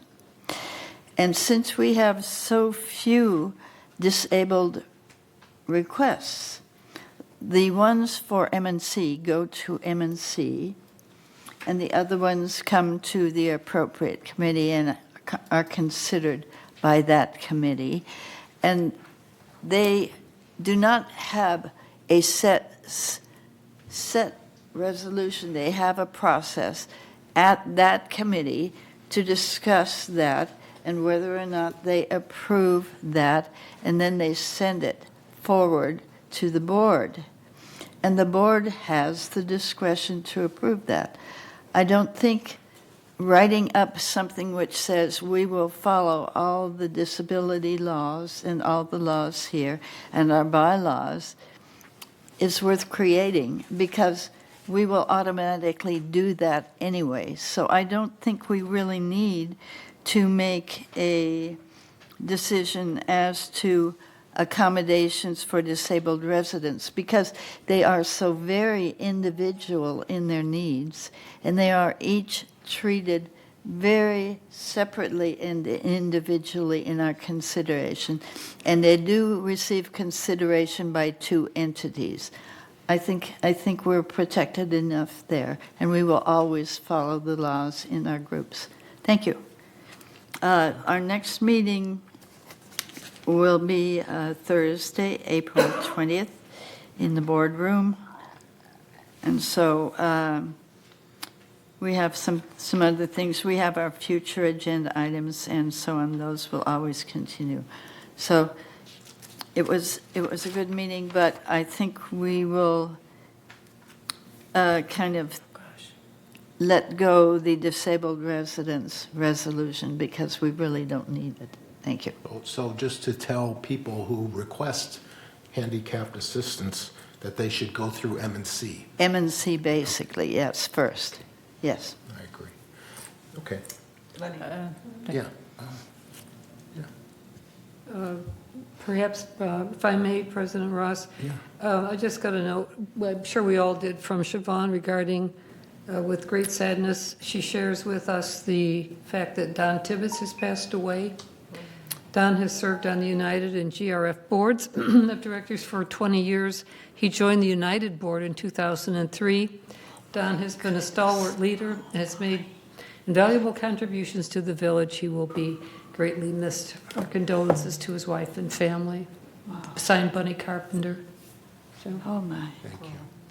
Thank you. Oh, my. Sad to hear that. But thank you for reporting. May God bless him and rest in Wow. peace. Yeah. Thank you so much for sharing. Right. On United for quite a while. Yeah, he's been on the boards Many forever. years. We'll miss him. Okay, so let's move on to, let's see, which one was it? That was M&C. Okay, landscape. Diane. Yes, I'm happy to report that what a difference a day makes. Last month, on March 27th, we were in a serious drought where we didn't even have enough water to support, vital infrastructure. And now it's so full that you can't even go to Lake Irvine because it's flooded. Unfortunately, it does bring problems with our infrastructure, but it has probably helped our landscaping a lot. And, we'll see about the resolutions we made with restricting water and things like that. But, we are still going forward with turf reduction because that is important. In the long run, we are a hot climate and it's only going to get hotter. And so I would say we met on the 27th of March. We're going to meet on April 24th. But our ad hoc committee on the trees, which is going to be going over the UFMP report that's 80% done, which is the urban forest. And we came out so high in our rating with our 18,000 trees that benefit the environment. But there are some things in that report that need to be fixed. And so I'm hoping that we can resolve that. But if you want to come to that meeting on April 21st at 9:30, the ad hoc committee is going to meet and talk about the urban forest report. Thank you. Okay, next is the maintenance and construction. And the last meeting was February 22nd. Next meeting is April 26th. Two issues really are importance. One is that maintenance, we are backlogged on moisture intrusion cases that go back a year or 2 years. And so what maintenance and construction team is coming up with is they're preparing extra staff to work on weekends, on Saturdays, to try to get caught up with all the past cases. And the amount that's due us, United, is estimated about $1.5 million. So it's a project that will be reported to the Finance Committee later this month and then approved by them, and then we'll go ahead and implement that. The other thing that was discussed was the HO6 insurance policy and the importance of that. As you know, we all had a town hall But it is very important for residents to have that HO6 insurance policy, because otherwise they could lose thousands of dollars of not being covered due to their upgrades that are damaged in their model. So it's something that we're going to be talking about in closed session as well. That's it for the M&C. Yeah, sure. Okay, so one thing that you just said was that the HO6 was important because of upgrades. It's not just upgrades. It's your own personal property. Like, I don't have upgrades, but I have it because of my own personal property. If the water heater were to break and destroy everything, even my couches, my chairs, my personal property, it would cover that. So I just wanted to make that a little bit of a correction. Thank you. Thank you. Tony? Thank you, Mr. President. I'd like to just ask a point of information. I noticed over there in the warehouse area, we just purchased, last month, 8 pallets of building blocks now. And they retail out, depending if they at retail, they're about $5 a piece. Some guessing it's about $8,000. Do we have I'd like you to report back, do we have some kind of a major building thing going on? Is it GRF, is it Third, or United? Because there's 8 pallets of those things over there, and we probably get a discount buying that many, but I know if you go to Home Depot, they're about $5 a piece. What is that, and where is that? There's 8 pallets of building blocks. They're like almost like pink, and they're over there in the storage area for the construction, and that's I'm guessing about $8,000. So I thought maybe we have a major building project going on here, either United, Third, or GRF. If you could report back on that, I'd appreciate it. Okay. I'll see if I can find out. Those are mostly used in the yards, in the front yards, when they redo the front yards and remove the turf and do those things.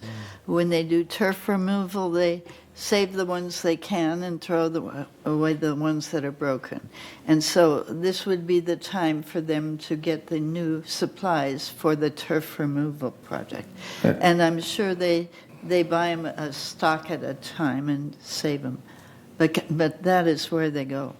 Director Ross, these building blocks can be used to build houses, but we usually use them here for retaining walls. Yeah.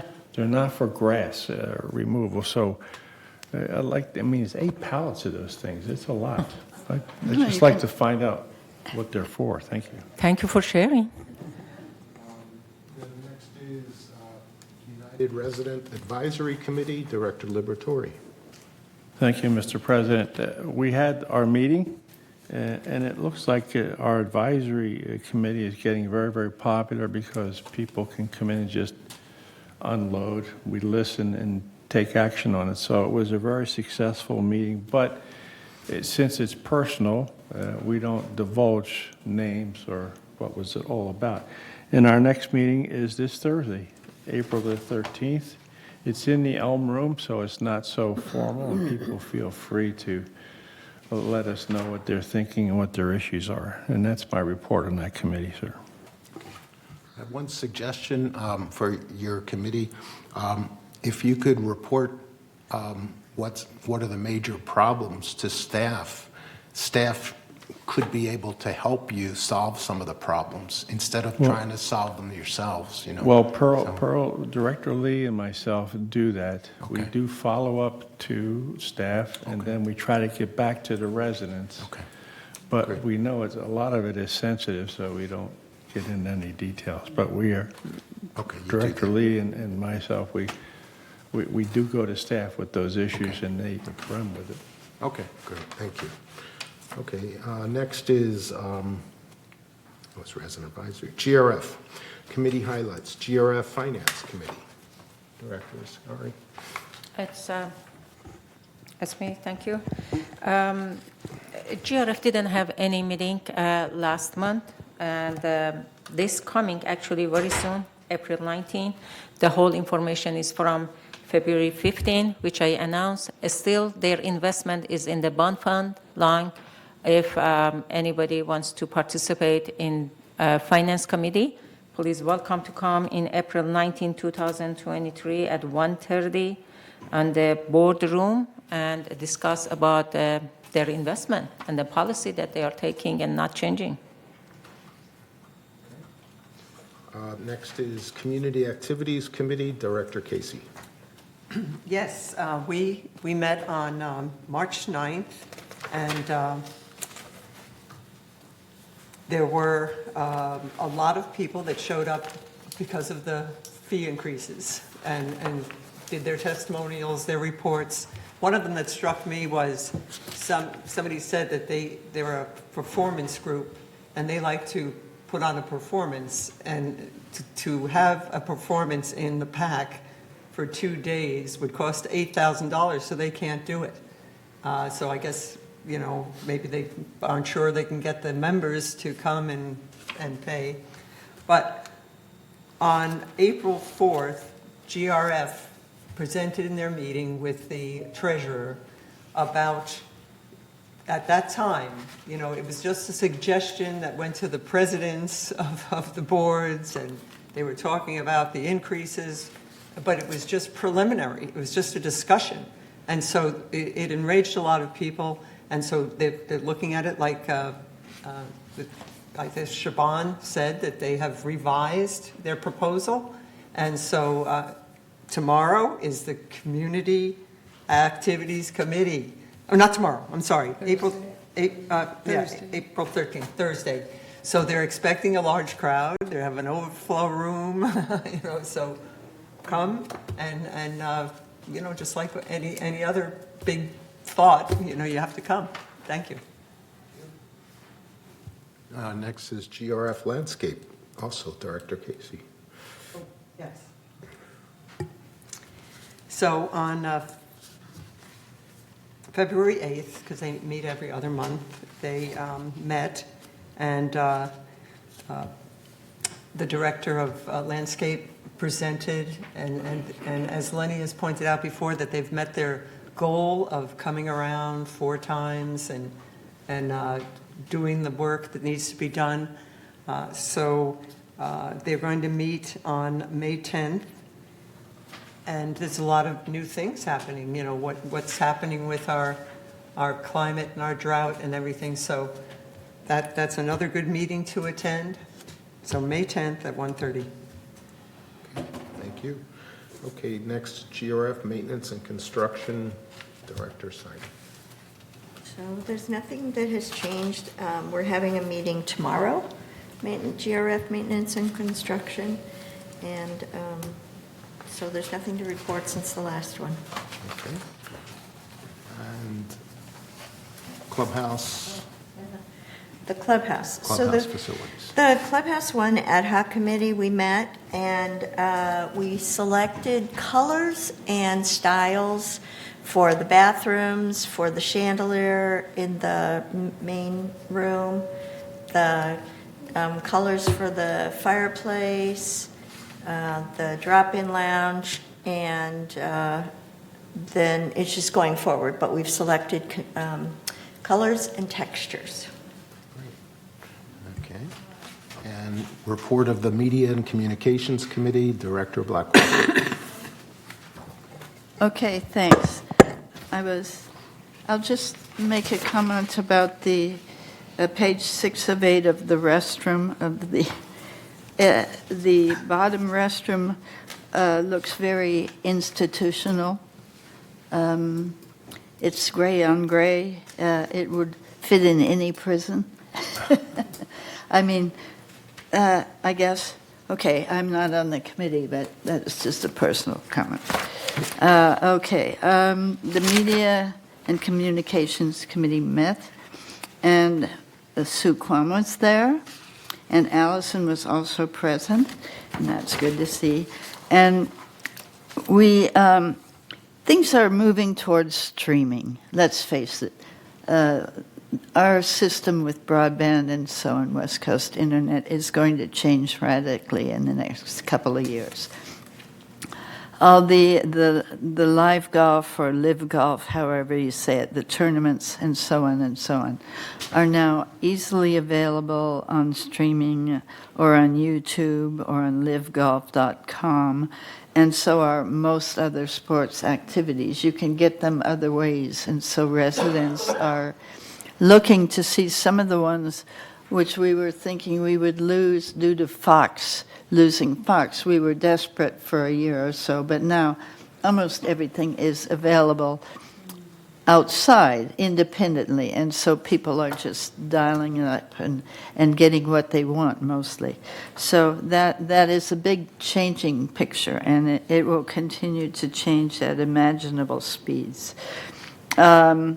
Looking at the new resident orientations, United always seems to have more people come to ours than Third does to theirs, and I think that's great.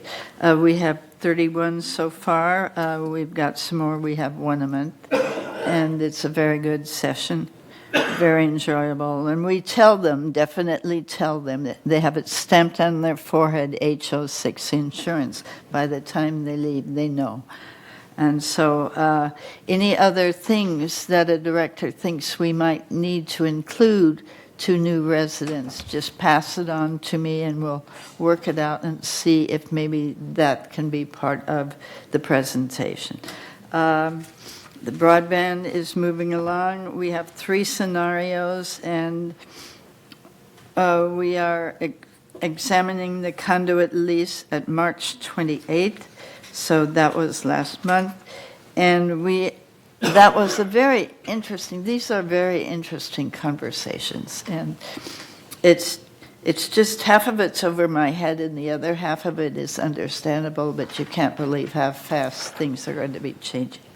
The Spring Blossoms, which was out there, won the prize for the favorite, and that was very nice. It was glorious. The website ad hoc committee was March 1st. Let's see. Oh, yes. And Paul Ortiz has been working on the service calls, and set-top boxes have decreased because people are using more outside services and streaming. So kind of that workload has dropped a little. Everybody is going for cloud storage and streaming and higher internet speeds. So it's a quickly changing world. Our next meeting will be Monday, May 15th at 1:30, and we look forward to the directors coming to that. It's phenomenal what they're doing, and I think the breeze is getting better with every issue. I swear each one is the best one I've read, and so it's really greatly improved, and it comes out every 2 months, and we all wish it would come out every 1 month, but 2 months is probably good. But that communications department is doing better than ever with the Friday announcements also, and we're getting better publication in the newspapers and so on. So that is a very active group there. Thank you. Next is Mobility and Vehicles Committee. Can we go back? What? Because, Did I skip one? Well, it's just the website ad hoc committee was Director Ascari, and I'm the director. I'm with the broadband. So maybe she knows something, or I know something. Oh, okay. So are you not the director of website? I am ad hoc committee, website ad hoc committee. But before that, can we agree that this kind of report from GRF is available? Everybody goes there and watching. Can you give a report, like 1 or 2 or 3 sentences? Some directors is about 15 minutes it takes, and all a step explaining. Just sharing. Okay, website ad hoc committee. We're down to 2 people, 2 company that doing this job for ourselves. And actually, April 12th, which is tomorrow, we are going to go and only pick up one of them. And then after that is going to be a run to the new website. I have more information after tomorrow. Okay. And then broadband ad hoc. Director Casey? Yes, so we met on March 28th, and we'll be meeting again on April 17th. And there's three proposals that we've been looking at and eliminating some of those. We had a great presentation by the broadband group at our last meeting to direct us in how we can proceed with getting feedback from vendors that might help us with our next step.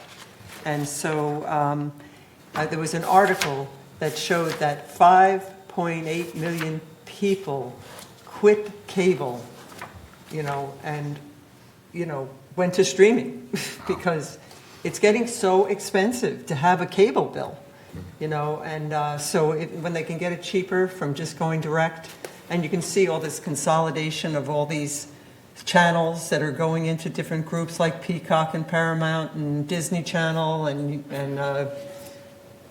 so we just want to know, how are we going to fit in? One thing we have to do is we have to get a better internet system set up, because at some point when all of these people go streaming, we're not going to be able to support it, because we don't have the infrastructure to get to the unit, from the curb. We need to get that fiber in from the curb to the unit in order to support it. So that's where we stand. Thank you. Report of the Mobility and Vehicle Committee, Director Ascari. Yes, the meeting on March 2 was canceled, and probably I am guessing why, because the chair was Don Tibbetts, that we just received the news. May he rest in peace. And that meeting was canceled. Now I understand why. And the next meeting is June 7, 2023. Okay. And next is Security and Community Access Committee, Director Blackwell. Okay. This is the committee that decided on the flashing stop signs. We decided that was a better alternative than speed bumps. And the residents are habitually running stop signs. I mean, it's habitual, and it's not improving. And so the difficulty is that others at the stop sign or members walking are in great danger. And so we understand that even a flashlight would disturb some people looking out the walls. But the flashing stop sign is noticeable. You know when you've passed one. Day or night, you know when you've passed one. And that's why we chose that. There were comments about the RV lots. There was comments about, the fencing needed at the dog park. We've got more trespassers again, and they're jumping the walls and vandalizing vehicles or stealing stuff out of the vehicles parked at Clubhouse 4. We have 5 cameras recording at RV Lot A and 2 at RV Lot B, so those are better protected these days. The disaster preparedness report, the disaster prep bazaar stand was a success. They're continuing their meetings and training, scheduling events with the Orange County Fire Association, as well as working our office space for a new coordinator.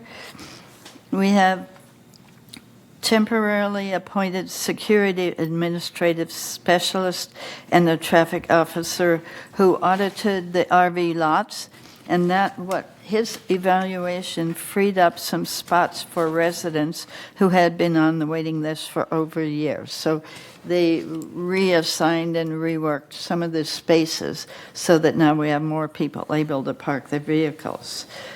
We did have the 4-way stop sign, and we do have crosswalks painted in the same places.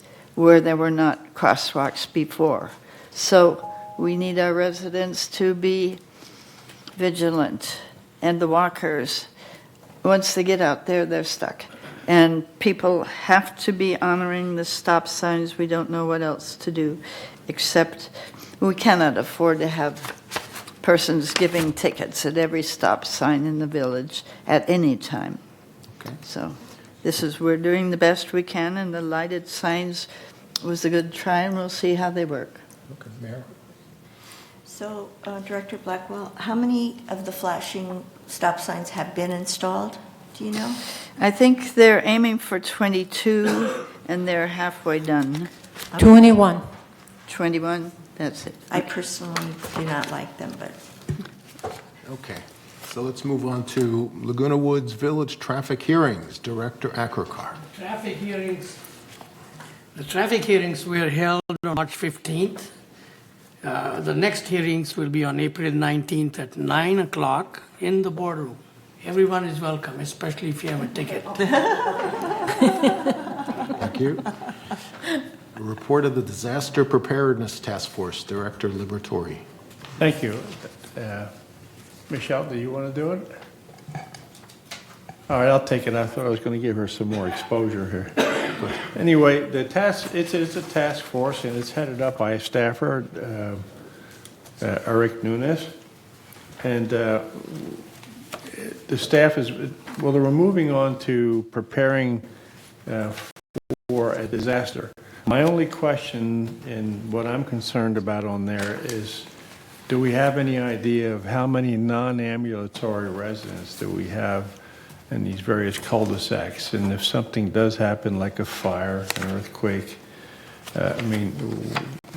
that's what I'm trying to get them to deal with. What should we do, and who's going to respond to get those people that are either non-ambulatory or have trouble getting around? So our next meeting is going to be in May 30th, and staff is doing a great job on this, but we have to get a hold of this situation of people who have trouble getting around. That's my report. Thank you. So, Mr. Director Laboratory, so you know how homes have a placard that says dog inside? Are there any placards that we can distribute on request, and when we distribute it, we could record that so that we know there's a non-ambulatory person in there, there's a, or any sort of that? I don't know if that even exists, but is that under some consideration? That's not under consideration right now. We really have no idea of how many people in cul-de-sacs we're going to need help if we have some kind of a national disaster. But that's one of the things that I'm trying to push with that. Who are they, where are they, and what will we do? Plaques is a possible solution, but I think staff and us in there should have like some kind of a registry. I don't know. I don't want to get too involved, but we should have, when something happens, we should be able to help those people. Yeah, there's nothing right now. Thank you. Is there anything in the red zone, red alert that indicates somebody's status, so that you could possibly find out if somebody is wheelchair bound? I just had to save a neighbor because she fell and she tripped on a cord last night. I just had to go, by save her, I just had to pick her, help her up. And then we had to go to the hospital last night because she did break her finger. Mm-hmm. Now, but she had a big contusion on her head. So, luckily she had me to call. She managed to get her way over to, her phone. But, how can we help people? If they don't have that life alert, because people have been talking about that life alert lately, or the smartphone, you have the smartphone, it can alert somebody that you've fallen, so I think that's something important that we should look into. And maybe Anthony could help us do that. Yeah, we'll look into that. But I'll give you an example. In my cul-de-sac, there's a gentleman there who's bigger than me and heavier than me. And when he falls down, I have to pick him up.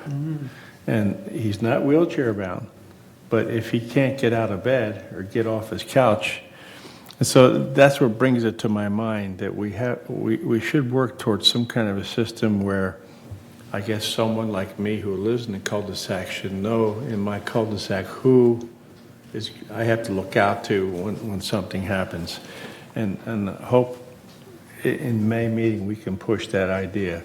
Otherwise, the staff is doing well as far as getting food to the clubhouses and all that. So that's my only concern. Did they ever assign captains in cul-de-sacs to We take had- care of? Yeah, they're working with the captains, but still, we haven't addressed that issue of non-ambulatory people. Right. And this code red thing might work too, but it's something we have to get organized on, I think. Thank you. Maggie? Yeah, the Good Neighbor captains, people aren't volunteering for that now. They used to, and then they fell down. They're doing less and less. The Good Neighbor captain would, as part of their assignment, would go around and check their building and say, and so they would know, they would keep a list and have that list saying, okay, 7B is non-ambulatory, and 7C has 4 cats or whatever. They could even do the pets when we have a pets thing. But without the Good Neighbor captains, this information is very hard to get. And people aren't stepping forward. They're a little bit hesitant to want to wander around their building and get into everybody else's business. And they're a little worried about being required to have fire safety or any kind of emergency safety duties put on them because they're just residents. So they're hesitant, and there hasn't been much publicity about that. Now we should probably add that into the media committee. I'll write that down. That we should start promoting Good Neighbor captains again and see if we can get some help and maybe something in the breeze or on the Friday announcements. So we'll take that task over to them. Thank you. And Compliance Ad Hoc, Director Blackwell, you're on again. Yes, this is a committee that is making a compliance committee for GRF. And it's going very well. We're following all the usual things and saying all the usual things. We are adding a Mutual 50, who will now have a schedule of monetary penalties, which they haven't had before. And we have an appeal policy. They appeal. We're following regular compliance regulations and steps for GRF, because when an event happens between two people on GRF property, GRF can handle it through their compliance, and that's the idea. The nuisance policy, they're working on the wording, and they have an executive hearings resolution and charter. So they're going to have the whole process worked out within a couple of more months. And so that if things happen on GRF property, which is basically neutral property, it's not united and it's not third, so no one will be favored if they go before GRF. Nobody's going to say, oh, it's a united member that's complaining or whatever. So that's a good policy. And harassment is an overview, and we made some comments and suggestions. We're going to continue on with this, and it's moving ahead in the usual way, but it is a necessary thing for us to have in the village. Thank you. Okay, and lastly is Information Technology, Director Casey. Yes, we met more recently than February 24th. We meet about every other week, so Adventico, which is our consultant who's putting the ERP system together and getting it implemented, has met with members of VMS, stakeholders as they call them, over 100 meetings. And, there was just an issue that sometimes there's a contract that holds things up. And so They're trying to push through and make sure all the contracts are signed between the different companies that are offering solutions to our ERP. So our next meeting is to be announced, and it's going along well. They think that we might have the different parts of the program in place by June.